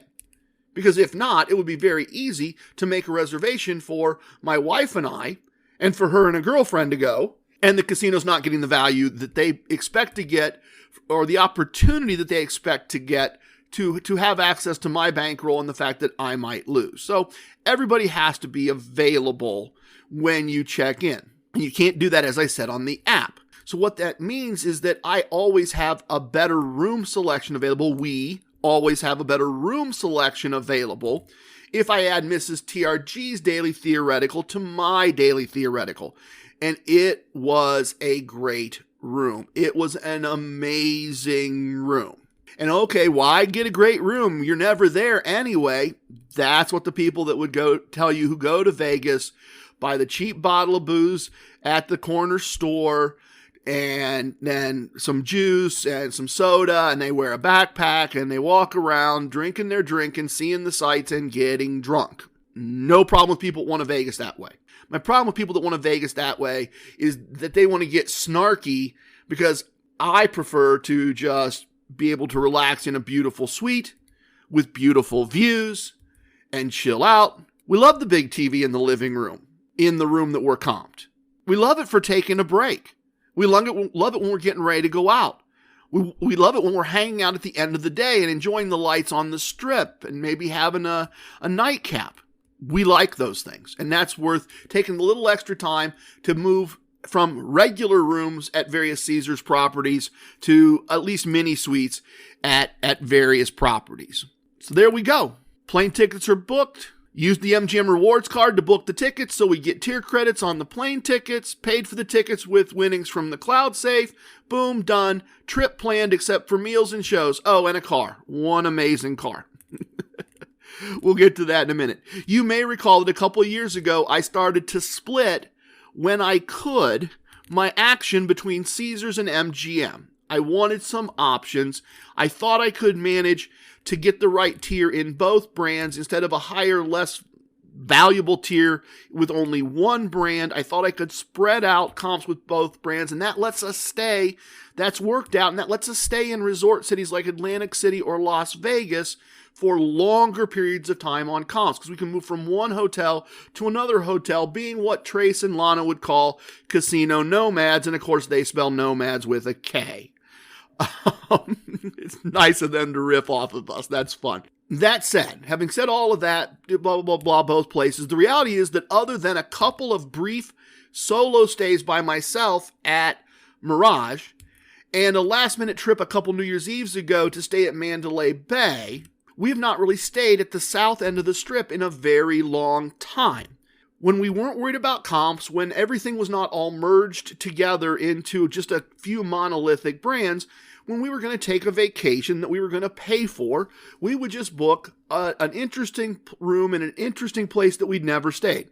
So we have at various times stayed at Mandalay Bay, stayed at MGM Grand a couple of different times, had great stays there, but that MGM middle part of the strip, we have not really spent a lot of time there either as hotel guests or just as visitors while staying other places in a very long time. And that was part of the purpose of the first part of our trip. Other than a great vacation, a great spring break for my wife, part of my motivation, part of my being able to enjoy living a casino lifestyle going forward, part of my understanding what my country club options were, meant that I wanted to check out that part of the strip. I wanted to do that from the renamed, remodeled Park MGM. Heard wonderful things about it online. Really, really wanted to go stay there, check it out, understand how that part of things worked, so we could understand or continue to understand where the MGM brand fit for us. So we arrive at the hotel, and Gold Tier lets us get our own check-in line.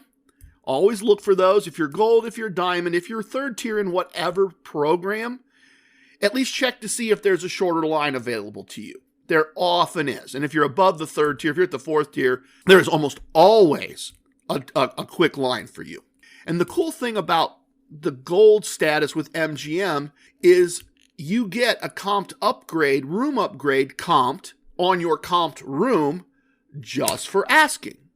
If you just say, hey, do you have any upgrades available today? They'll look and they'll do that for you. And we did really well in that regard.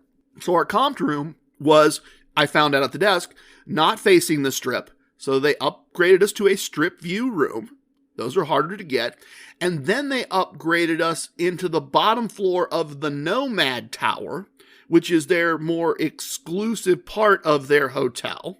The top best floors, and it was a stay well room, which in the MGM brand gets you a white noise machine and blackout curtains and filtered water and a whole bunch of other health things that you can value or not value, but it's a room, it's a comp that's worth probably $30, $40 a night, because if you book a non-stay well room, you say you book a one king non-smoking, and then you look at a stay well one king not smoking at any property across the MGM portfolio, you're going to see a bump of tens of dollars for those extra features.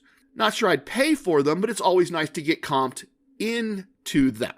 We also had some free slot play. They explained us how to get that and use that. And we had some resort credits comped as well. And to make sure we are all on the same page here, resort credits are free money associated with your room. Tax-free and imaginary free money, but free money nonetheless. All of your room charges go against that free money first until you've used that. Now, you don't get comped on spending that free money. It's a comp already, so you don't get comped on the comp. But the bottom line is, we had a comped room, we had comped resort fees. Our room got upgraded to a better view and better amenities, and then they threw some free slot play and some money to spend on top of all of that. That is what I mean when I talk about having and using a player's card, and that's why it's part of the core concepts.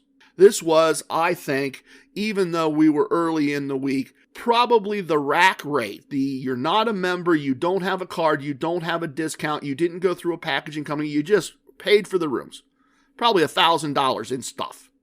Right there. It's all recorded in the app. We'll get it at the end of the month.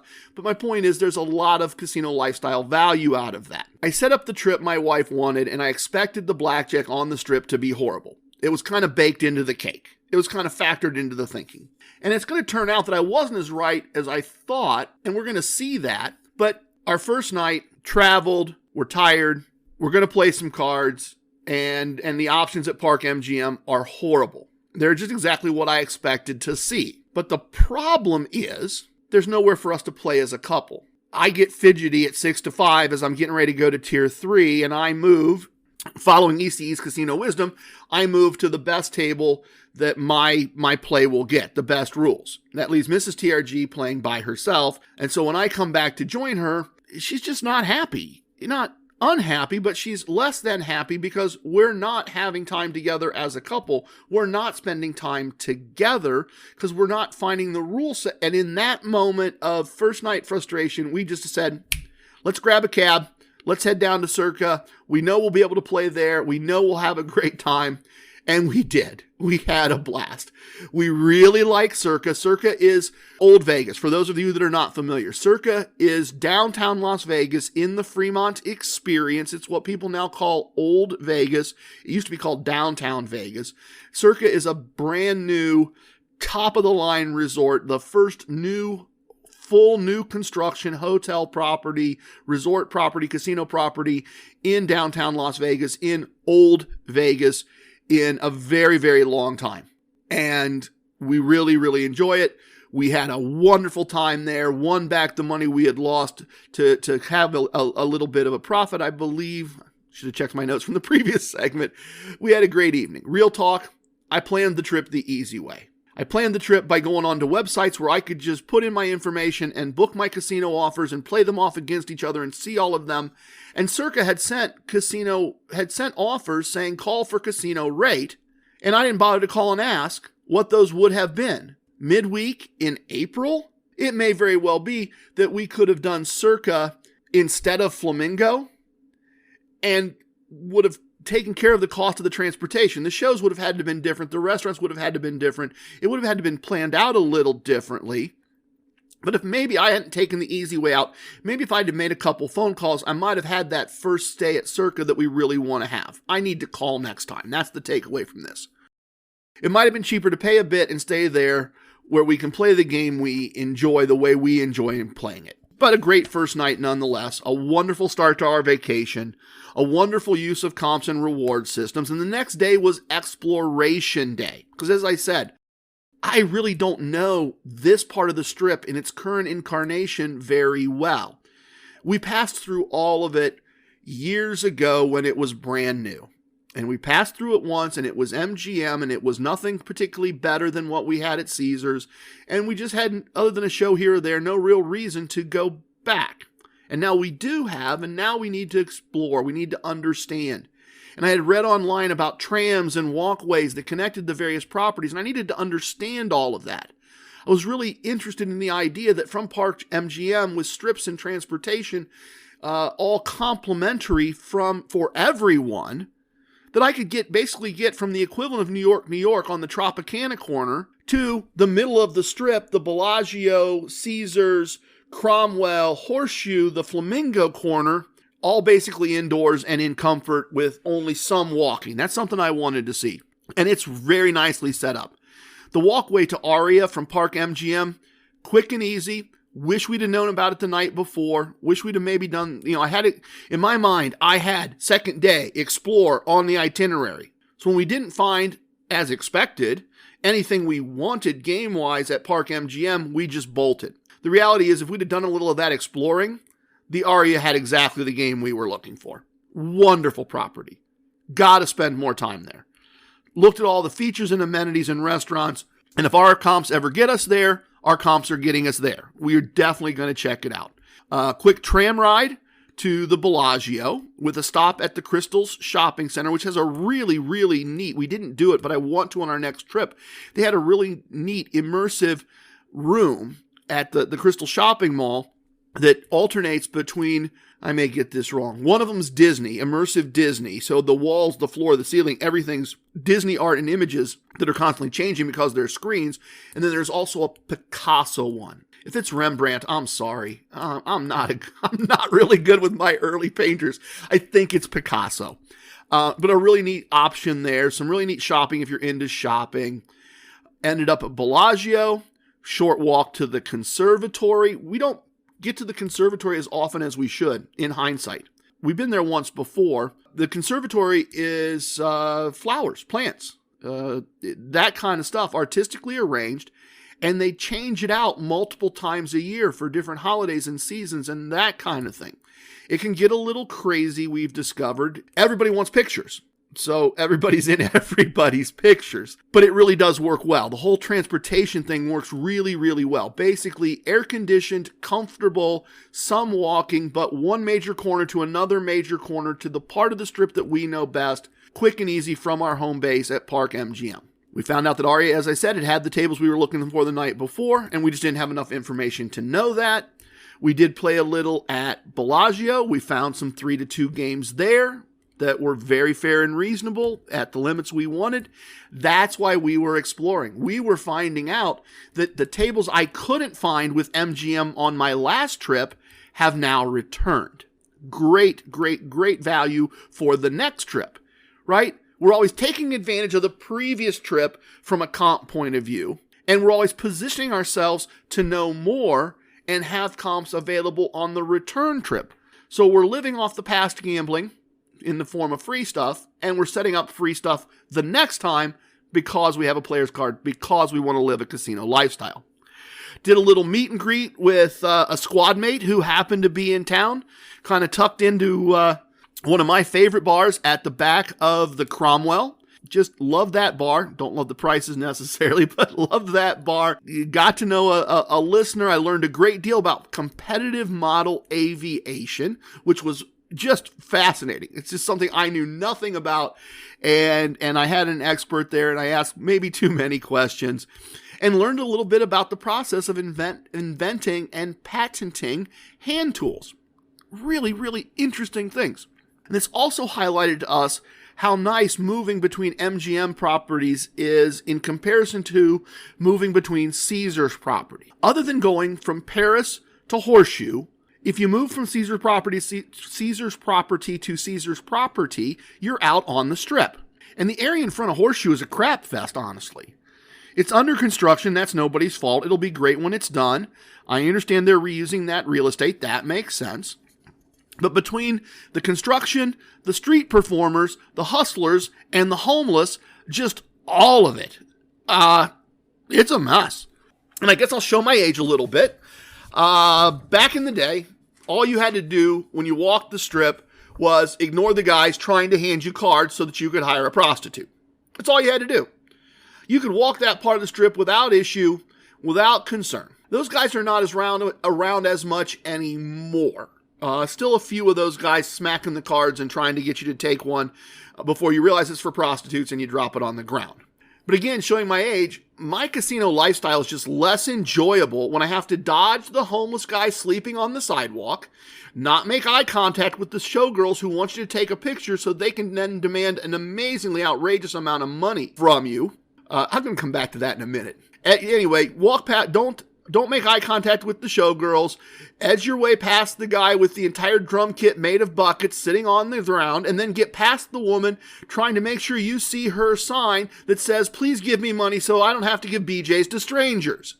Not what I want, and I'm going to come back to I'm going to contrast that to the MGM piece in a minute. Let me share one funny one with you that I'd forgotten about, actually. In our new home, Mrs. TRG is building a wall of all the various places we've been. They're pictures of us in casinos or casino situations, in our travels, various places, and she's always looking for unique pictures to get. And she said, hey, it's a very Vegas thing to do. We should get pictures with some of these showgirls that are walking around. And I said, okay, I'm not opposed to that. Let's make sure we're on the same page. What do you think they're going to expect as a tip for taking a picture with us? And my wife says, oh, well, you have to be good to them. You have to tip them at least $5-10 each. And I said, okay, honey, that's why I wanted to have this conversation. From what I've read online, if you give them anything less than $50 each, you're going to have a confrontation. You're going to have drama. They're going to expect at least $50, and they're going to be aggressive if that's not what we give them. At which she said, oh, well, I don't want the picture that bad. It is not worth that kind of money for one picture. That's ridiculous. Which I agree. Having veered off into the story, let me do the compare and contrast, right? We had the Caesars piece where you're out on the Strip and you're dealing with the homeless guy in the drum kit and the woman with the sign and all of that. And I'm sure that all those issues maybe also happen like on the Strip near the M&M store over by MGM Grand. I suspect if we walked around near Treasure Island in the Fashion Show Mall, we might see some of this. But it was an interesting comparison. It all comes down to this. Moving between Caesars properties involves being on public sidewalks. Moving between most of the MGM properties involves being in spaces owned by MGM. It involves being indoors. They aren't public spaces. We didn't deal with any of that moving between Park MGM, Aria, and Bellagio. We didn't deal with any of that moving from Park MGM to New York, New York, because the only sidewalk we were on was maybe 30 steps crossing a street, and they had 2 policemen there to make sure you didn't get hit by cars. So strong police presence, not a lot of terrain, none of that there. So we didn't deal with, and maybe that's bougie, and maybe that's wrong, and yeah, Mitch will probably come find some reason to tell me I shouldn't say these things, but we really came to appreciate that we could move around the MGM part of the Strip without some of those other things to deal with. We finished the day quick stop back at Park MGM, and then went to the Mad Apple Cirque du Soleil show at New York, New York, followed by some gambling at New York, New York, where we again found exactly the tables that we were looking for. I overplayed them a bit. I was a bit arrogant and stupid, but the tables we wanted, the very reasonable tables to play on vacation, were there and available to us. MGM Exploration Day was very, very informative. We are looking forward to staying at Park MGM or New York, New York again in the future, or fingers crossed, maybe Aria. If I only had 2 nights in Vegas for whatever reason, and I was picking either the Flamingo corner or the Tropicana corner, I would definitely pick the Tropicana corner. I would definitely be trying to stay at Park MGM or New York, certainly based on the tables we saw. Besides the wonderful transportation systems, we learned that we really liked Aria, as I said, and the group of 3 casinos combined, New York, Park MGM, and Aria, all are just kind of casinos within easy walking distance of each other. I also learned that MGM at this point is offering the blackjack tables and rules that I struggled to find on my previous visit. Park MGM gave us a false impression the first night, and had we known better, had we already done the exploration, we would have just quickly gone to the other properties and we'd have been fine. In fact, the games are better, if I'm being honest. The games are actually better having played them than what I usually consider my minimum when looking for a game. In a pleasant surprise, we discovered that these MGM tables that have surfaced since my last visit now allow aces to be resplit more than once if another 8 is dealt, and they allow surrender. Those are player-friendly rules that I don't see very often, and that, in fact, reduce the house's advantage below what I normally get at my local casino. That's a good piece of information, and that's a strong reason to be MGM customers in Las Vegas, not Caesars customers. The next day was pool day, and this is part of the exploration process, because a bad pool marks the property off the list forever. It's not negotiable with my wife. We stayed at Paris once. She doesn't want to stay there again, and here's why. The Paris pool, first of all, is boring. She can live with boring. It's just a big octagon of cement with some palm trees. But it's built so that it's under the Eiffel Tower. And because the Eiffel Tower is a very large pointed tower, and because there is sunlight in Las Vegas, the tower makes the pool into a sundial. So if you come down early in the morning and you want to be in the sun, in a couple hours you'll be in the shade. And conversely, if you want to be when you walk down in the shade because you don't want to be in the baking sun, in a couple hours you're going to be in the baking sun. So, Mrs. TRG always says, we're not going to stay at Paris if it's pool season. We could stay if it wasn't pool season. That would be fine. But during pool season, not staying. So we have to go see the pool. And it's always bothered her, with good reason. I should bother, that's too strong a word. She would appreciate if I would spend time at the pool. And in our younger days, I would. I would go down, I'd get sunscreened, I'd get a drink, I'd be there about 30 minutes, and I'd go, well, that's about enough. You have fun, honey. Once you finish up, you go ahead and give me a call or send me a text, and we'll meet up and we'll go do stuff. Whenever you're ready, it's fine. But I've started to try to enjoy pool day. I've started to try to do more than a 30-minute one drink. I've tried to pack some books to read. I've tried to understand this interest in pool day, because that's not really my thing. So I started to enjoy renting a day bed or a cabana if we can stretch, but cabanas just seem to be a bit much. You know, cabanas are set up for 6, 8, 10, 12 people. There's 2 of us. But I've started to enjoy this thing of rent a day bed. You know you have a good seat. You know that you have an attentive waitress. And we came down and we ate brunch and we had a couple drinks and I hung out for several hours and I read a book. Those resort credits I mentioned, they paid for the day bed. And we got tier credits in MGM, free, tax-free imaginary money for what we spent on drinks and brunch. And of course, we paid for those with our MGM credit card to get more of the various points. This is back to the idea that having and using a rewards card is an important aspect to living a casino lifestyle. You heard about the gambling after pool day. You heard that I went to work and made money. The interesting thing that happened after I left is Mrs. TRG went back in the pool, and there were several other ladies about her age, and they said, hey, you can come hang out with us. We were going to order another drink. Do you want to order another drink? Now, Mrs. TRG is living that casino lifestyle. She's making casino friends. She's making casino friends that, in fact, at some point you might run into again, and then you exchange numbers, and then you plan when you're going to be there and see who's going to be around. And so these 4 ladies are chit-chatting and talking, and eventually one of them has to go do this and one of them has to go do that. And Mrs. TRG's new friend that had invited her into the group, they got talking about where are you from and this and that. And the lady just looks at my wife and says, I knew it. I knew you got it. See, we can't talk about these things, whatever these things are. And they were talking about the comps and the fact that we come and we don't really pay for anything. And that, by gambling this time, we get good stays the next time. And that in the summers, we travel from place to place. And the lady's like, yeah, those other two women, they just don't get it. And I try not to talk about it in front of them because it just makes them jealous and mad. They just don't get it. They just don't understand how to manage this. Mrs. TRG had a wonderful afternoon. I made plenty of money, but she was already saying, I can see coming back here and running into her again and knowing people at the pool. So the pool passed muster. The pool was very nice. She was very happy with the pool. We can stay there again because she was happy with the pool. Once we got cleaned up, we were, I was looking kind of in the room when I was waiting for Mrs. TRG to finish the last couple things. And she was like, what are we going to do? What are we going to do? And I said, you know what? We planned pool day instead of a show, right? There is a bit of a budget here. Despite living a casino lifestyle, there's a little budgeting going on. Show the first day, pool instead of a show the second day, even though a chunk of it was comped.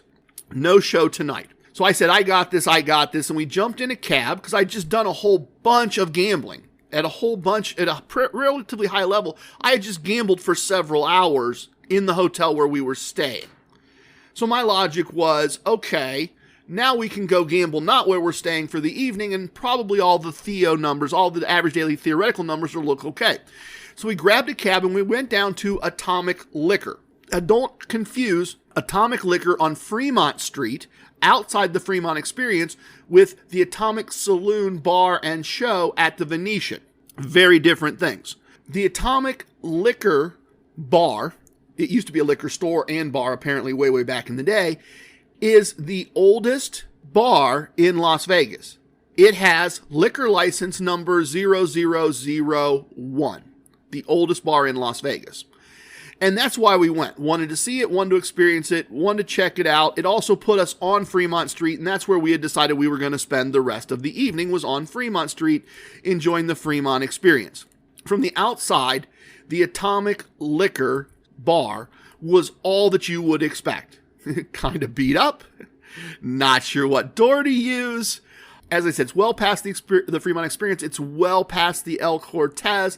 It's just this bar on the street, and we go inside, and it is so dark that it is hard to see, even though it was full daylight outside. Again, exactly what we expected. What we didn't expect was that the interior was wonderful. It wasn't beat up at all. The bartender wasn't a bartender. He was I show my biases, right?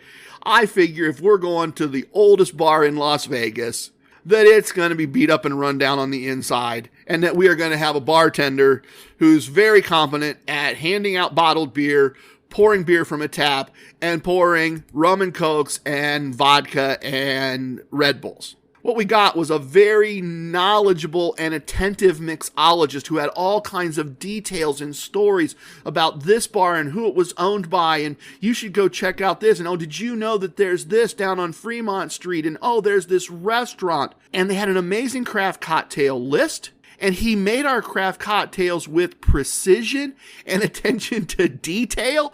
And both cocktails were served in unique glasses, well suited to the drink that was poured in them. And the appetizers that we ordered after ordering the drinks were delivered very quickly, very well done. They were delicious. My casino lifestyle can happen at the Atomic Liquor Bar and anytime. Just any time. In fact, I may from now on, when possible, start my visits to the Fremont Street Experience there.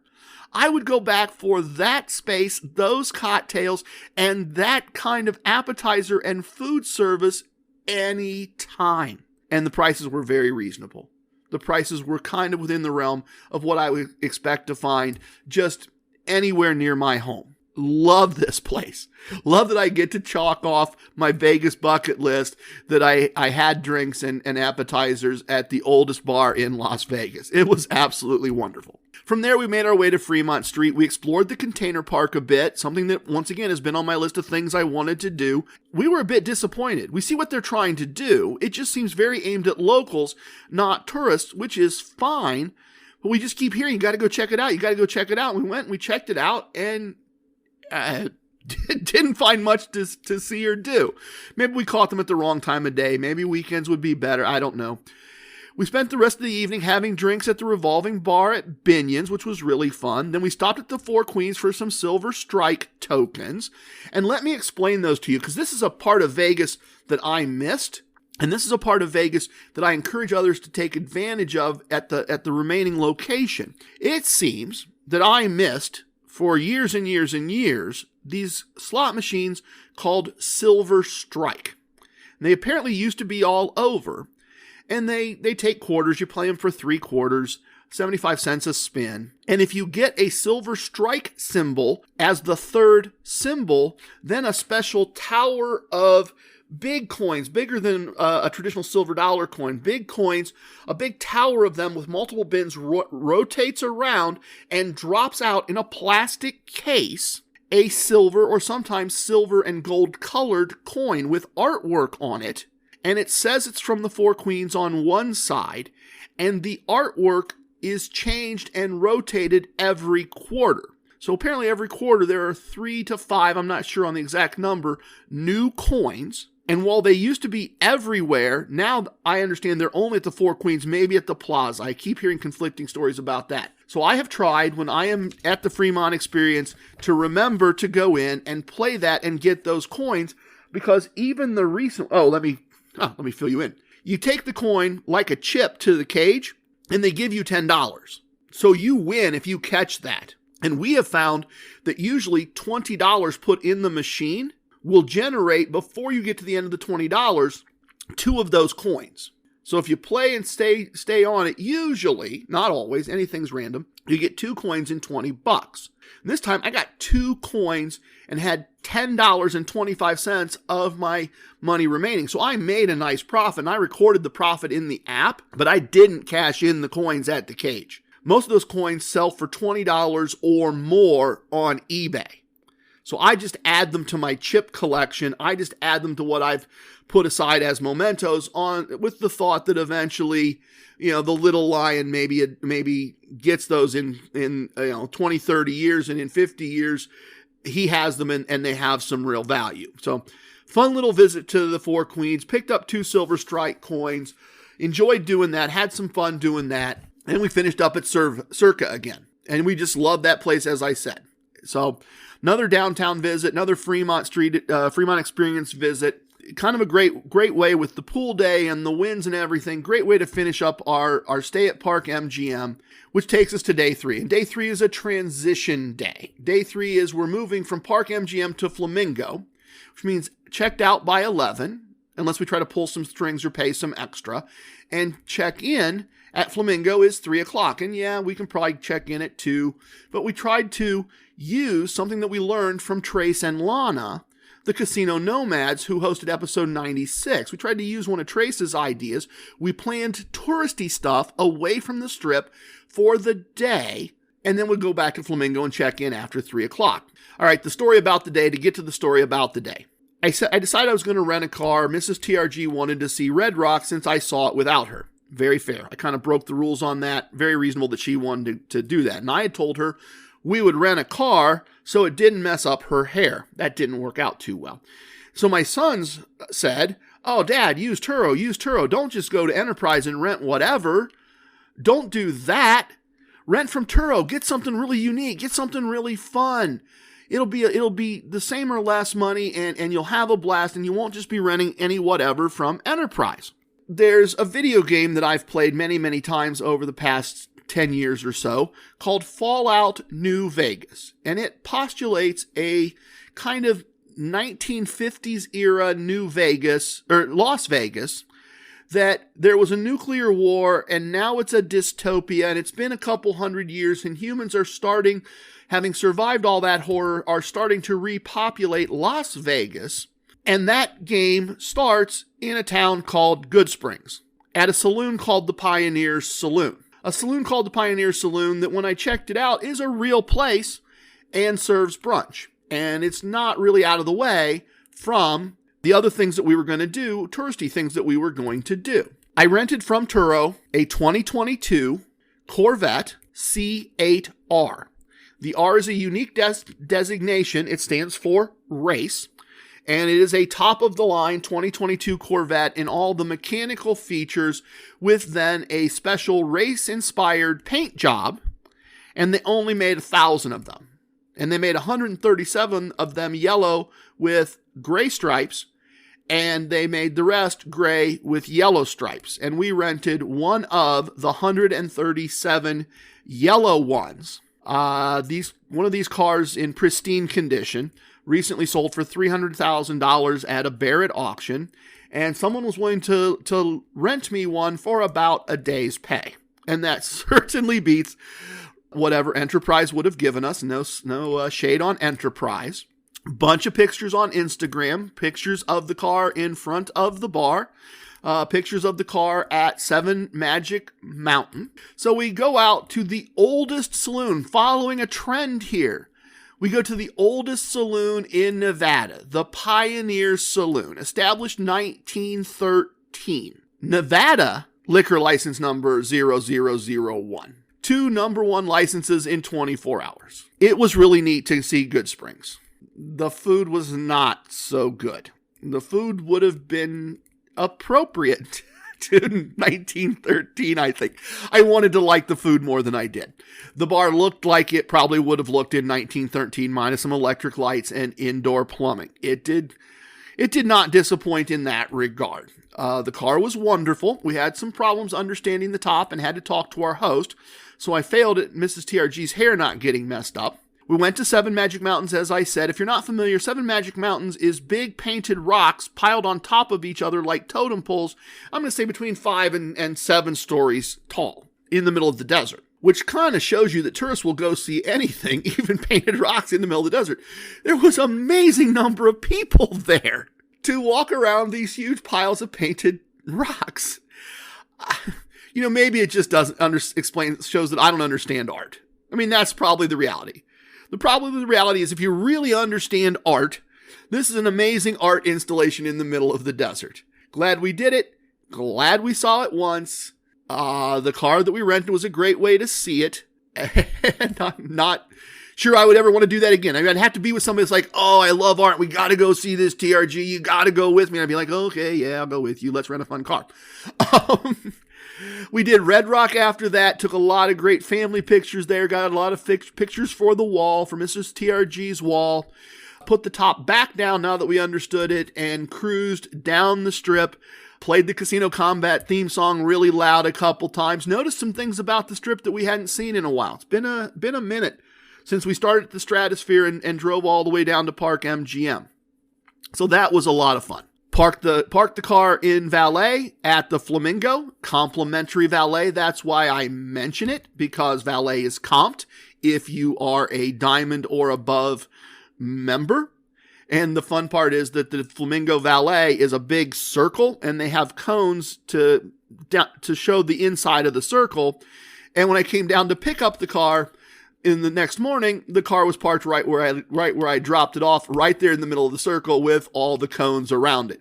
So they were either protecting the car, which would be wonderful, or they were showing off the car, which is possible they were doing both, right? Both conclusions can be correct. But drop the car at Comp Valet. The check-in line at Flamingo is always a huge mess. That's not an insult. That's just true. Lots of Vegas check-in lines are a huge mess. But casino lifestyle to the rescue. Player's card to the rescue.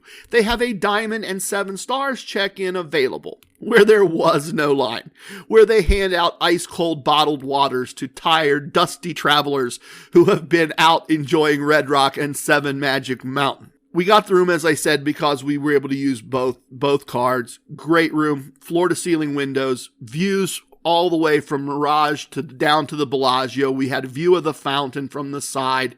Just a wonderful, wonderful mid-strip place to live for a few days. If they'd if I could Howard Hughes the whole thing, I don't need the top floor penthouse. Just let me live in that room with those views. The bathroom was great. Plenty of storage. I need a refrigerator. That would be the one thing. I'd need a bigger refrigerator. But and maybe Mrs. TRG couldn't. She would want to decorate it differently. But I could just live there. Living room with a great TV. Wonderful, comfortable king-size bed, amazing bathroom. I couldn't ask for anything else. I'd happily just live there. I've told you about the gambling that evening already. Let me share one thing that should not be part of my casino lifestyle and that I need to develop some more skills around. And if this sounds like bragging, I really do apologize.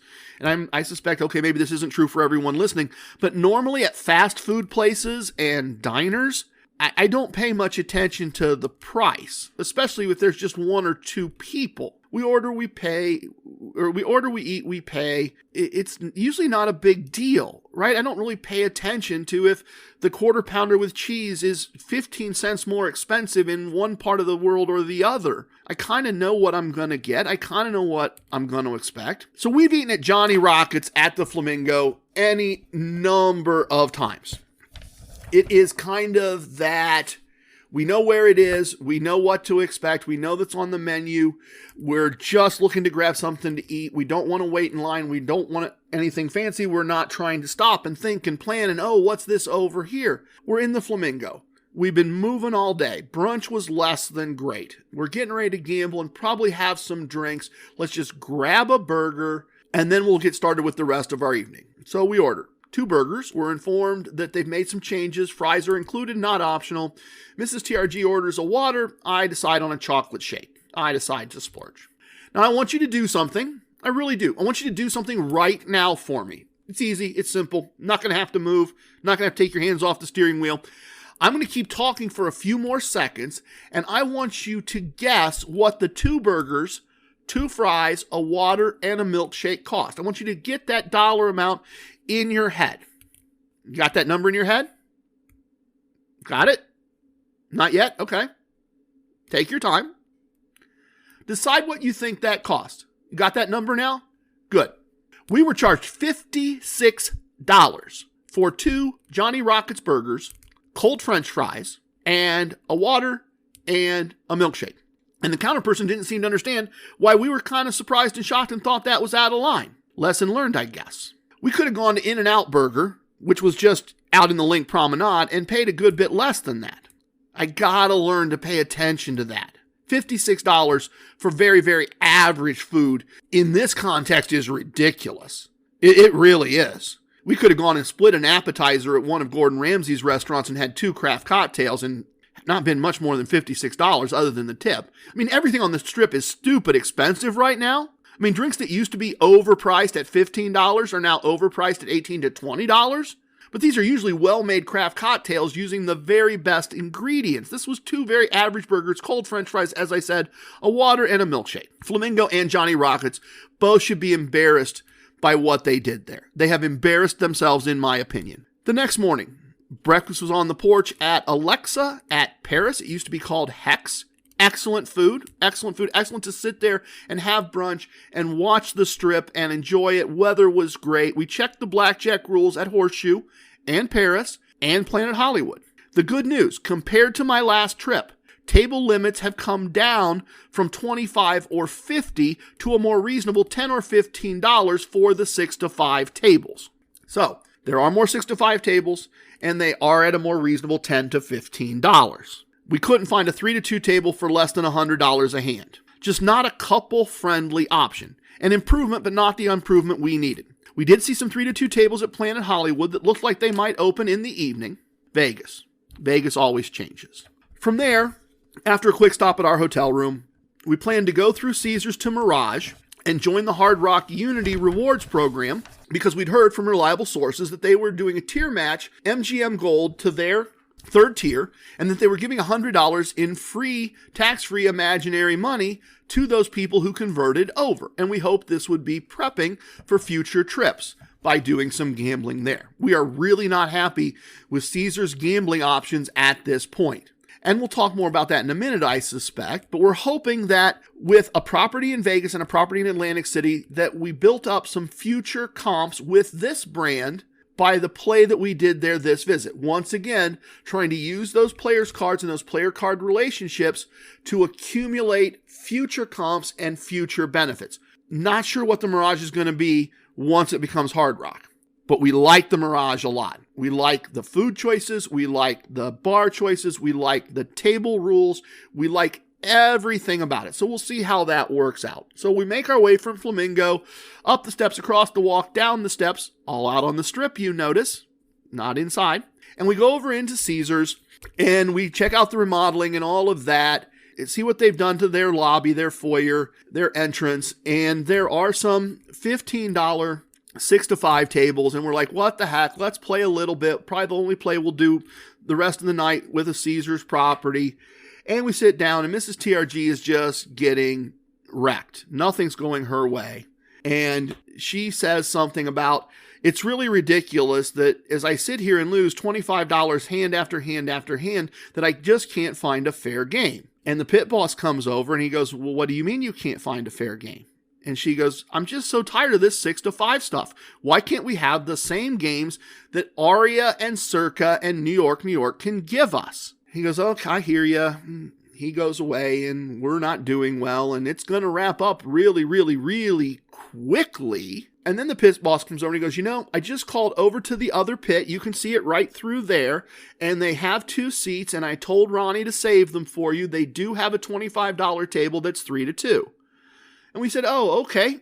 Well, we should have looked a little further then. That's on us. And so we go over, and they've saved 2 seats for us, and we sit down, and we play a hand, and the pit boss comes by and moves the table limit to $50 and says, you folks can play the rest of this shoe at $25, and then it's going to $50. And Mrs. TRG and I just looked at each other and laughed.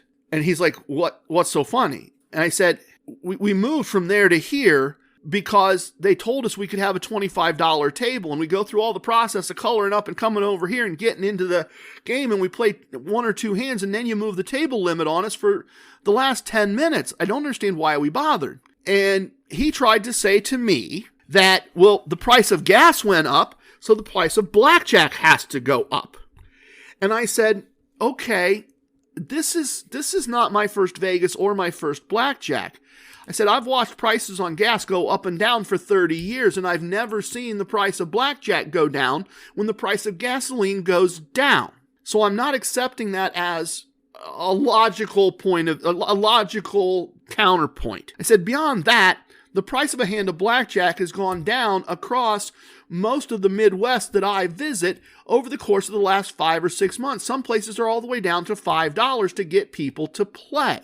And he goes, well, how could you possibly know that? And I said, oh, I've been hosting an award-winning podcast for 3 years about gambling and the game of blackjack, and I'm very plugged into what things are. I said, beyond that, I said, I've explored almost all of your empire here in Las Vegas. I said, other than Harrah's, we've pretty much been to all the properties, and this is the one 3 to 2 table we've been able to find at $25, and you just bumped it to $50. And he said, well, and I said, well, what is the result?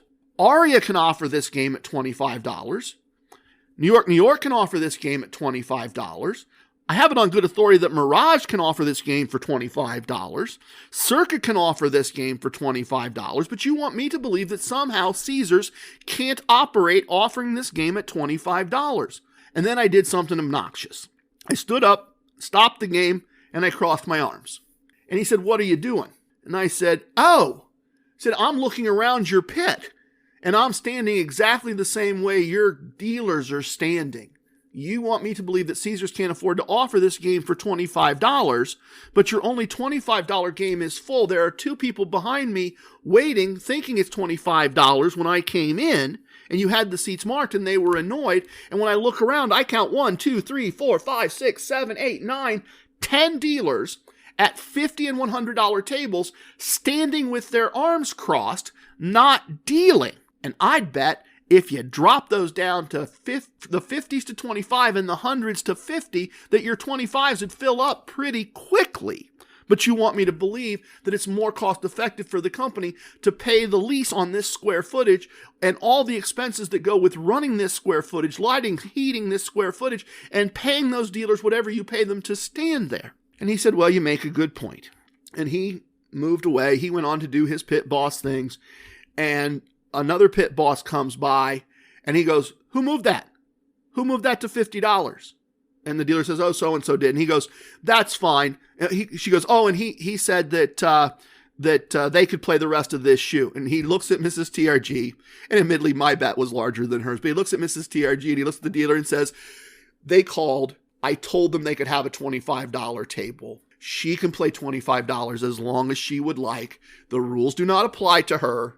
They apply to everybody else, but she can play as long as she would like at $25. Now that's a pit boss that's handling something the right way. And I enjoyed the conversation. The conversation I had with the previous pit boss was not a negative one.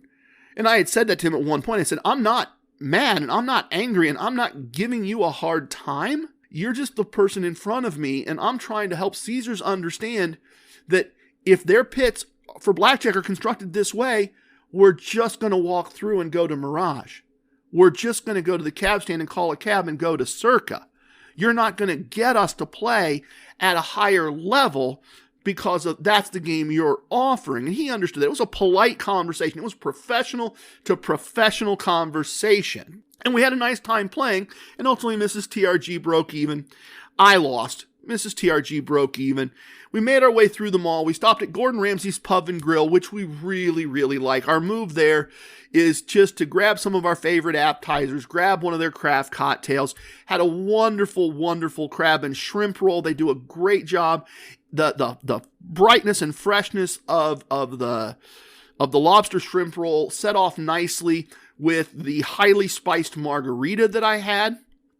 Just delicious and a great pairing that I came about at random. And we made our way over to Mirage where we had show tickets and we played a little bubble craps. As I said, I bumped my limit up and we played a couple slot machines and we went and saw Shin Lin and Colin Cloud. Amazing, amazing show. If you get a chance, go see them. They're going to be there for years. They just signed a new contract. The fun part, just as a side note, and it was a great show, but we're waiting in line for drinks and the bartender goes, "That's a great vest. That's excellent. I see exactly what's going on there. I need one of those for when I am gambling. I absolutely need, where did you get that?" And so I continued to tell him that I got it from Amazon, and we were talking another minute as he's pouring the drinks, and he's like, "I gotta get that. I gotta get that." And I said, "You know what?" And I pulled a business card out and I said, "I do a podcast.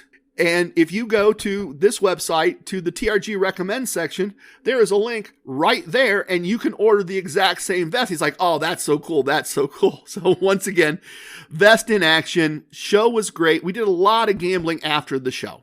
They had that great pit that I really like, still at $25, still the same waitress that takes such great care of me. We'll cover the gambling itself. We'll cover the fun part of the gambling. I lost and then I recovered. I told you that earlier, but there's a great story there.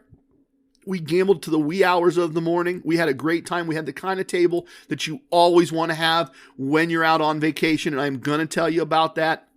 We finished up by walking out the front of the building, showing our our Unity card. Sorry, forget what property I'm at. Showed the Unity card to the guy at the cab stand, let us go right to the front of the line at about 1 o'clock in the morning when cabs are busy. Got in our cab, and they took us back to the Flamingo. And you might be saying, "Well, TRG, you walked there. It's not that far. You're basically right across the street from Harrah's. Why not cross the street, walk past Harrah's, walk past Link, walk past the Link Promenade, and go to Flamingo?" And my response to you is, that's very reasonable. But I'm living a casino lifestyle. And I am not going to short myself. I'm not going to walk through all that at night, that distance, with the denizens of the strip that I've told you about to save $8 plus tip. That's all it is. It's zip, zip, zip, over, done. Couple minutes, back in our great hotel room, ready to wrap up our evening.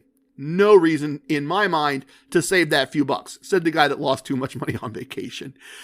Next day, room service for breakfast. Mrs. TRG says it's not warm enough to be a pool day. That was our second possible pool day. We had Brad Paisley tickets at Wynn that evening. And so after our leisurely brunch, we decided to just rewind the previous day. Play some at Caesars because we know the Empire has one table during the day for a few hours. So we'd check that out, make our way over to the Mirage, play there for a while, spend some of that free money that they gave us as part of converting our card, and then go to the Wynn for the show. So we walk in, we know where we're going, we head toward their one table, and who's sitting there? Can you guess?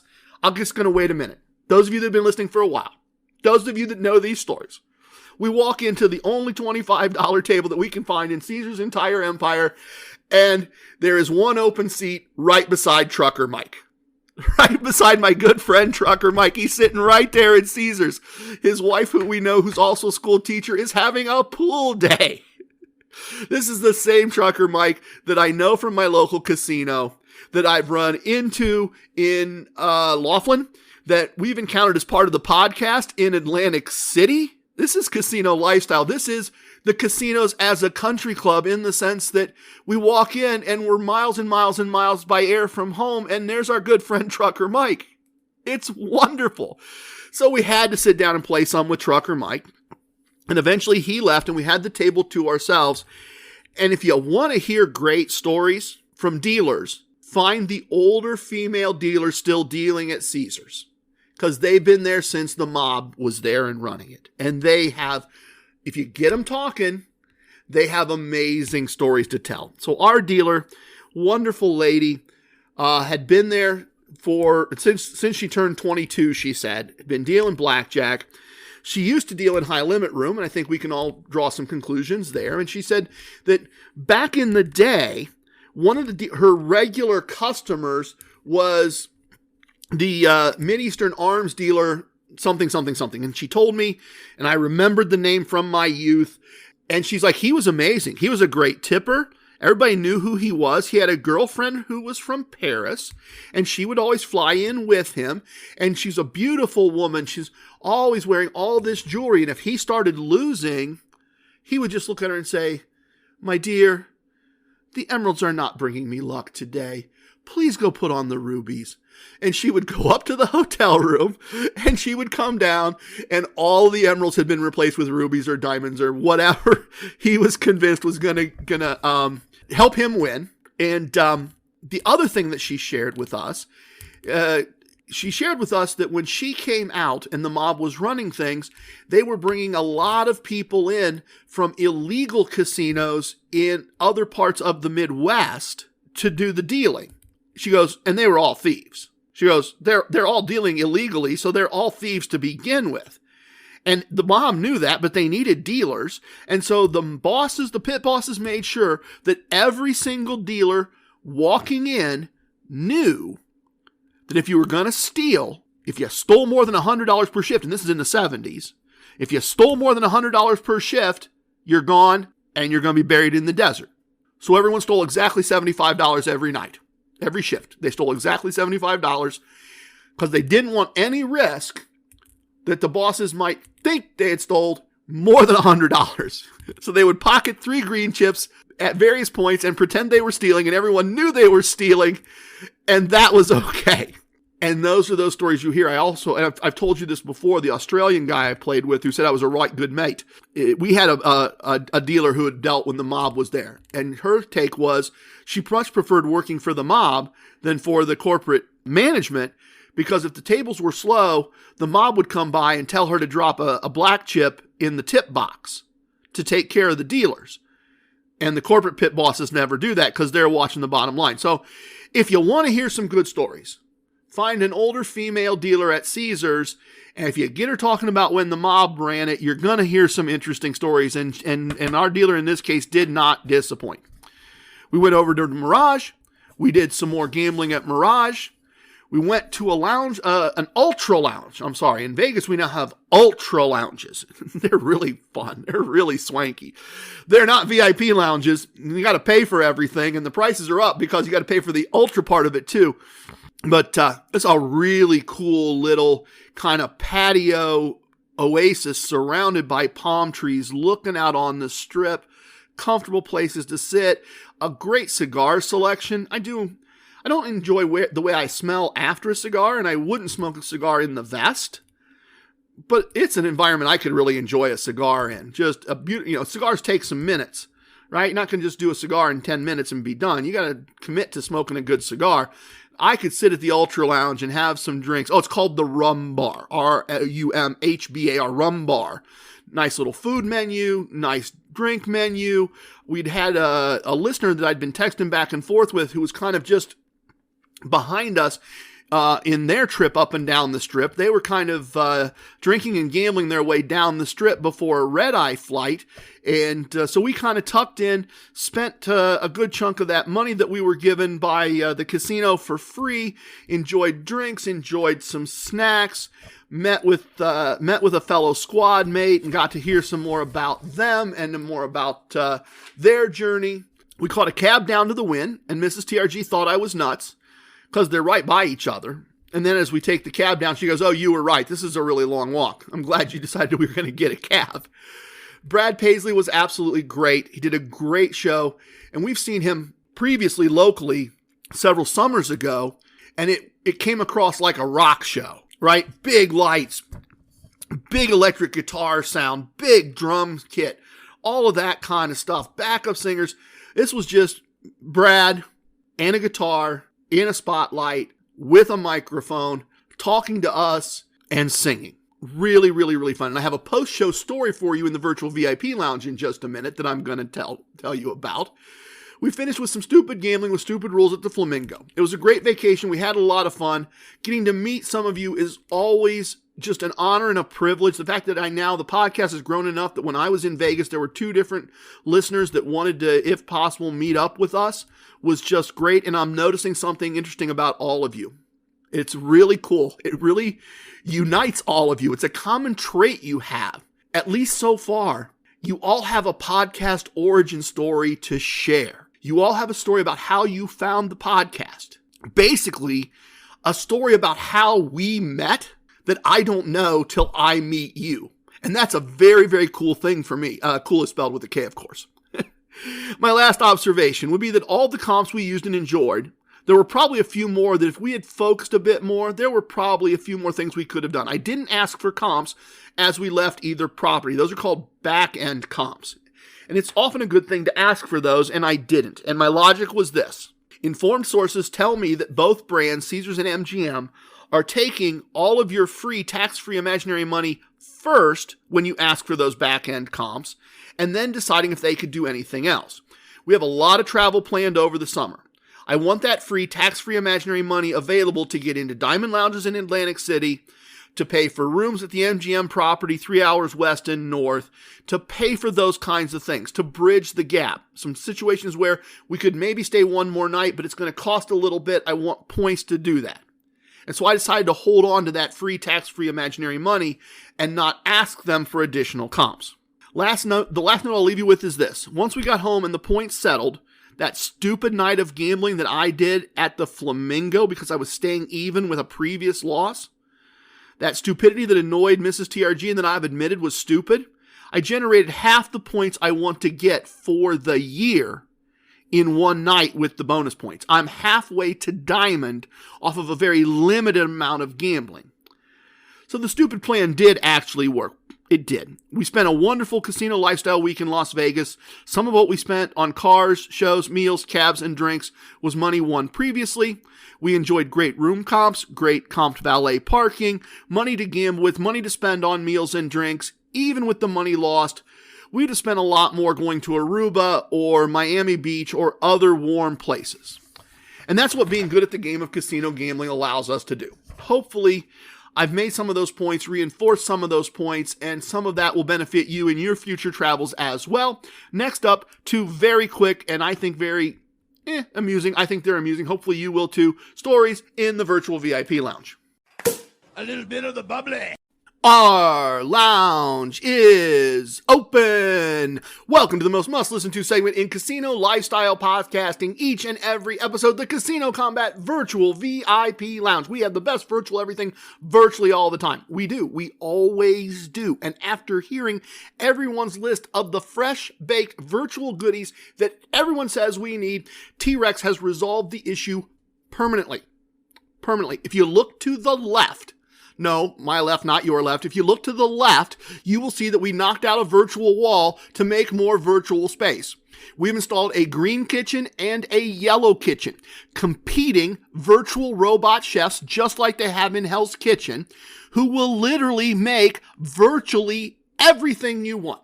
T-Rex even programmed one of the chefs to sound like the Swedish chef from The Muppet Show. So, if you got a muffin and you want some jam, just ask the chefs to take care of it. We have resolved that issue. We do have literally virtually everything and 2 chefs to make it for you. A perfect addition to the Casino Combat Virtual VIP Lounge. Boy, you never thought all the way back in episode 2 that we were going to end up not only with a virtual buffet, with a virtual restaurant and robot virtual chefs in our lounge. That's an amazing upgrade. So thank you for those who suggested that we needed a pizza oven. Took us a few episodes, but we got here. Thank you very much. Order yourself a drink, whatever you would like. Grab a virtual drink. If you can, press pause and join me in a drink. Pour yourself something. VIP lounges are for stories with friends, and it's one of the favorite things that I enjoy. So, given all the joy and heartache I've just talked to you about, the stupidity and the arrogance, I'm going with my go-to. It's been a long episode, been a fun episode to record. I hope you all enjoy it. Crown Royal Apple, just a couple ice cubes. I got a couple great stories to share with you very quickly today. I think this episode's probably going to go long, and I apologize. I do appreciate the gift of your time. But I've got exactly the kind of stories that I would have told in the VIP lounge in my local casino if they hadn't taken away with me. I'd have run into Jack and Lady Di or the world's kindest man sitting at the bar, and they'd have said, "Hey, how was your trip to Vegas? Did you guys enjoy it? What'd you do?" And a couple of these stories would have come out, and we'd have had a good laugh over them. So I'm hoping you will too. And the first involves the end of the Brad Paisley concert. Great concert, as I said. And of course, when a concert that size lets out, everybody's just moving down a hallway like a river. And Mrs. TRG says, "I'm going to need to stop at the ladies' room." And I say, "Yeah, sure." And then she goes, "Oh, and I need that picture." And she points to a wall with Brad on it playing the guitar. And I go, "Okay, well, and she goes, "What? Later." So we go down, stop at the restroom, and the crowd is still just pouring out. And she's like, "But I want that picture. And I think they're going to close those doors once this is done. And we won't be able to get in. I really want that picture. So let's go." And so she's going to walk upstream, if you will, right? The river of people. She's going to walk upriver against them. 5'3". I've mentioned several times that I'm of the opinion that the vest lets me move through crowds a bit easier in most cases. That's by observation, and maybe that's just more arrogance, and I'm reading the room wrong. But it is true that the vest probably adds about 20 pounds of perceived size. It makes me look like I have pecs that I don't have because of the pockets and the things that I have in the pockets within easy reach. And so once again, I just put her behind me and held her hand and put her behind me, and I start moving through the crowd. And I'm having success moving through the crowd, and we're getting closer and closer to the picture. And all of a sudden, in front of me is a very, very tall person.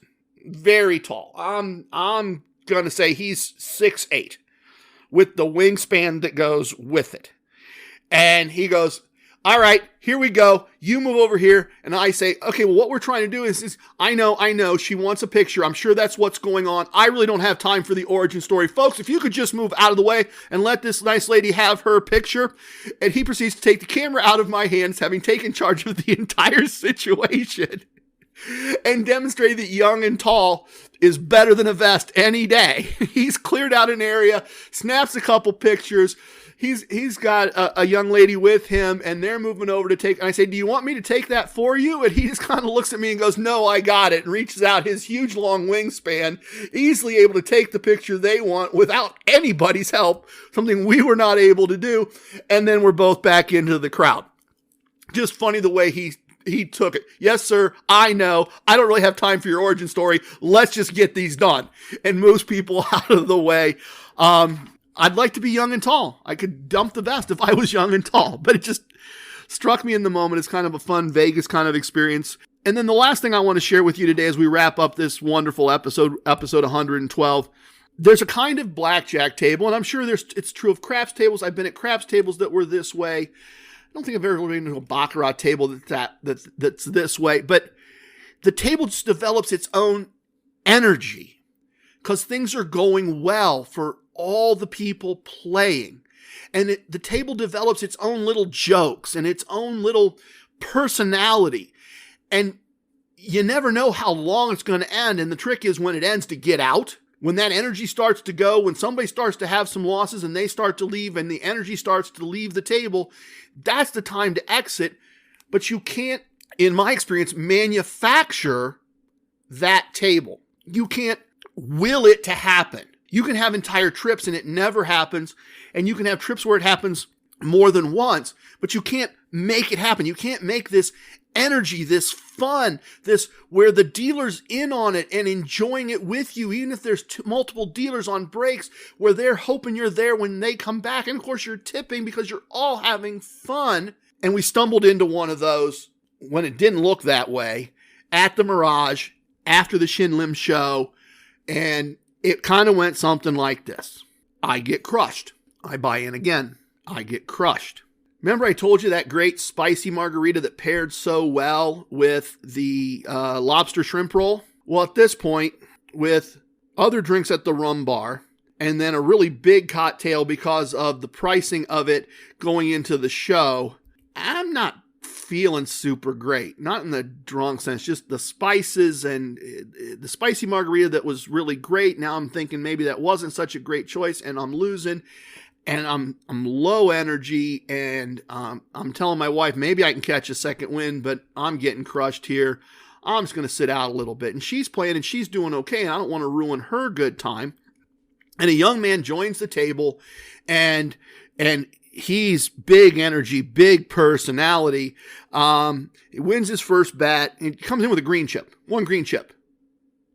Looks like anybody's just going to pop in the table and leave. And she and I are going to go back to having the table to ourselves. She's going to go back to having the table to herself, and me just kind of hanging out. And I'm kind of ready for the evening to wrap up because I'm just not feeling good, and I've been losing and just all of it. And so he bets his green chip and he wins. And he bets 2 green chips, and he says to her, "This is my last bet. Can't lose. This is my last bet. I got to get out of here. I got to get done. This is my last bet." And she says, "Okay." And he wins it. Well, we see this last bet thing a couple times, and we see purple chips come out. It's clear he's got a lot more going on that we know, and he knows the pit boss, and he knows the dealers already. And he keeps telling us it's his last bet. But then he needs to double it or split it, and then he does, and then he wins, and all those chips disappear, and he's always making his last bet. Fun guy. And at one point he says to Mrs. TRG, "Boy, he's just low energy, isn't he?" Referring to me. And she goes, No, you do not understand. He's recuperating from a fair amount of food and drink, but normally, no, he's not small energy. Don't worry about that. But he's just not having his best day. So they're having fun and she's winning, and they're having fun and she's winning. And I decide that I've got a little stack of my negative exit chips there. I had $600-700 leftover money. I realize some of you are going to go, "You had $600 left over. You had my whole bankroll." I get that. I'm sorry. I'm like, all right, start of a new shoe. I'm gonna play with you guys. I'll jump in, see if I can make something out of this. And I end up losing all the way down to the last 2 units after putting a couple units in a win stack. I made a little win stack, and I'm trying to play with just 6 units. And I end up somehow in the midst of all that with a three unit wager, because I'm trying to come back. It's kind of the way things have gone. I've been all in twice, and I make the $300 wager, and I have to split it, and I've got enough money left over from the win stack to split it, and then I need to double it, and I do, and it's all garbage hands, and I've borrowed money from my wife, and all of this is going on, and the dealer busts on 6 cards. So there were moments where it still looked horrible for me. One of those where the dealer draws 2 cards and has an 11, and you think you're done, and then they get an ace, and then they get a 3, and then they finally bust while you were thinking you were going to lose when they were at 11. And all of a sudden, all I can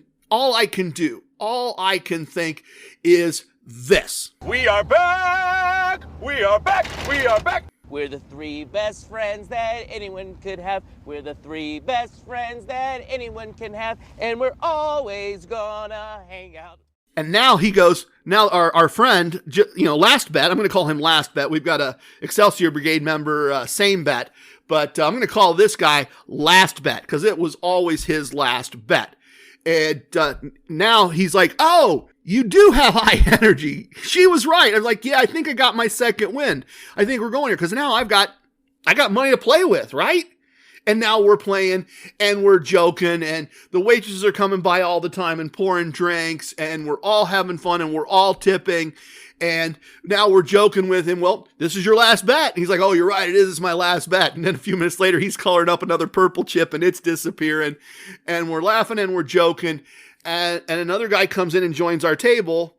And as I said, it's a fun table. It's a high energy table. We're laughing. We're joking. We're having a great time with each other. I'm sitting there thinking this is exactly kind of the table that we needed as a couple, that we needed to have this. And she's winning and I'm kind of coming back. And this guy, we're worried. We're looking at him side eye, right? Because he may screw the whole thing up. And he does something dumb. Doubles his 13, his hard 13, doubles it against a 7 or something. And it works. We all get paid. But last bet is like, dude, I'm not sure you can be doing that. I'm glad it worked. But dude, you can't do that. And of course, I hit him with, okay. Then as of this moment, they're on double secret probation. So he was. Now we're joking around about the fact that he's on double secret probation, but we're winning and we're going. And then he's going to split his 10s and we go, oh, no, don't split your 10s. And then we find out he doesn't really speak English. As we get through this, through the process of convincing him not to split his 10s, we find out that he's really struggling to understand any of this. So he's just a stranger in a strange land. And we win that hand. And it's like, okay, you're off double secret probation. We had that high energy go on for 3, 4, 5 shoes. Many cocktails. Well after midnight before finally you could feel it. Last bet. Bets a black chip and says, that's my last bet. And we go, it is your last bet. Come on, let's go. Let's do it. And he doesn't win. And the gentleman that was on double secret probation, he decides he's going to leave, that he's lost and he's going to leave. And last bet makes his one last bet. And it is his last bet. He loses and they make him color up some of his purples for yellows. Guy had plenty of money. He had won thousands of dollars, not at our table specifically. Apparently he'd been winning a good bit the whole time. He'd been in the casino. He'd been there for several hours, it sounded like. And I could just feel it. From past experience, I could just feel that whatever magic we had captured, whatever lightning in a bottle we had grabbed, it was gone, just from past experience. And I kind of said the same thing to Mrs. TRG, and she kind of counts. She goes, yep, I know. I'm going to make this last bet. It's my last bet unless I win. And I said, okay, mine too. And we had one joke that the three of us had all been, each made our last bet, one after the other, and all lost that last bet. But as I said, Mrs. TRG had won. She'd quadrupled the money she sat down with. I recouped about half of what I had lost prior to that on that day. As I said, she did hand the winnings off to me to kind of help with my negatives, but it was a great table. It was that great energy. It's that energy that you only capture often in resort areas as opposed to just local casinos. I always hope that we'll get one of those and get one as a couple, and we don't always. And those are a great thing. If you have those, love them, cherish them, share them with me. If you have one of those, let me know about it. All right. Tip your waitresses, tip your bartenders, tip your dealers. If you have a host, tip your host. Don't tip away your wins. I have spoken. Everything you heard here is true from a certain point of view. In 10 years, we may find out I was wrong about all of this. It's time for leaving, and I hope you understand I was born a rambling man. Love it, hate it, it don't matter. Please share with your family and friends. Goodbye, everyone. Thank you for listening. Thanks for the gift of your time today.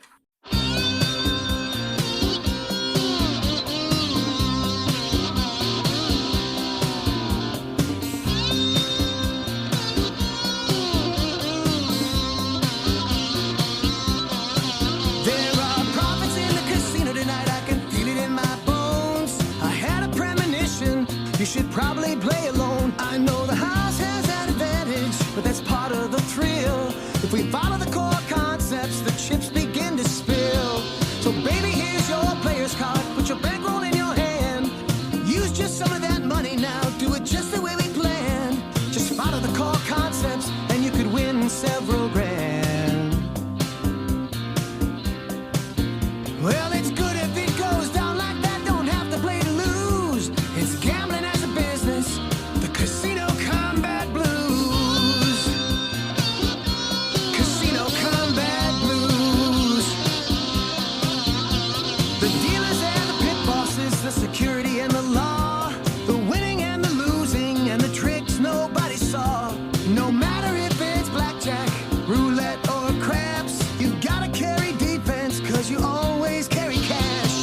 Lots of shady characters, lots of dirty deals. Everybody has an alias, cause that's more fun we feel. It's the lure of winning money, it's got a very strong appeal. Perhaps you'd understand it better standing in my shoes. It's the ultimate enticement, it's the casino combat blues. Casino combat blues. Whoa.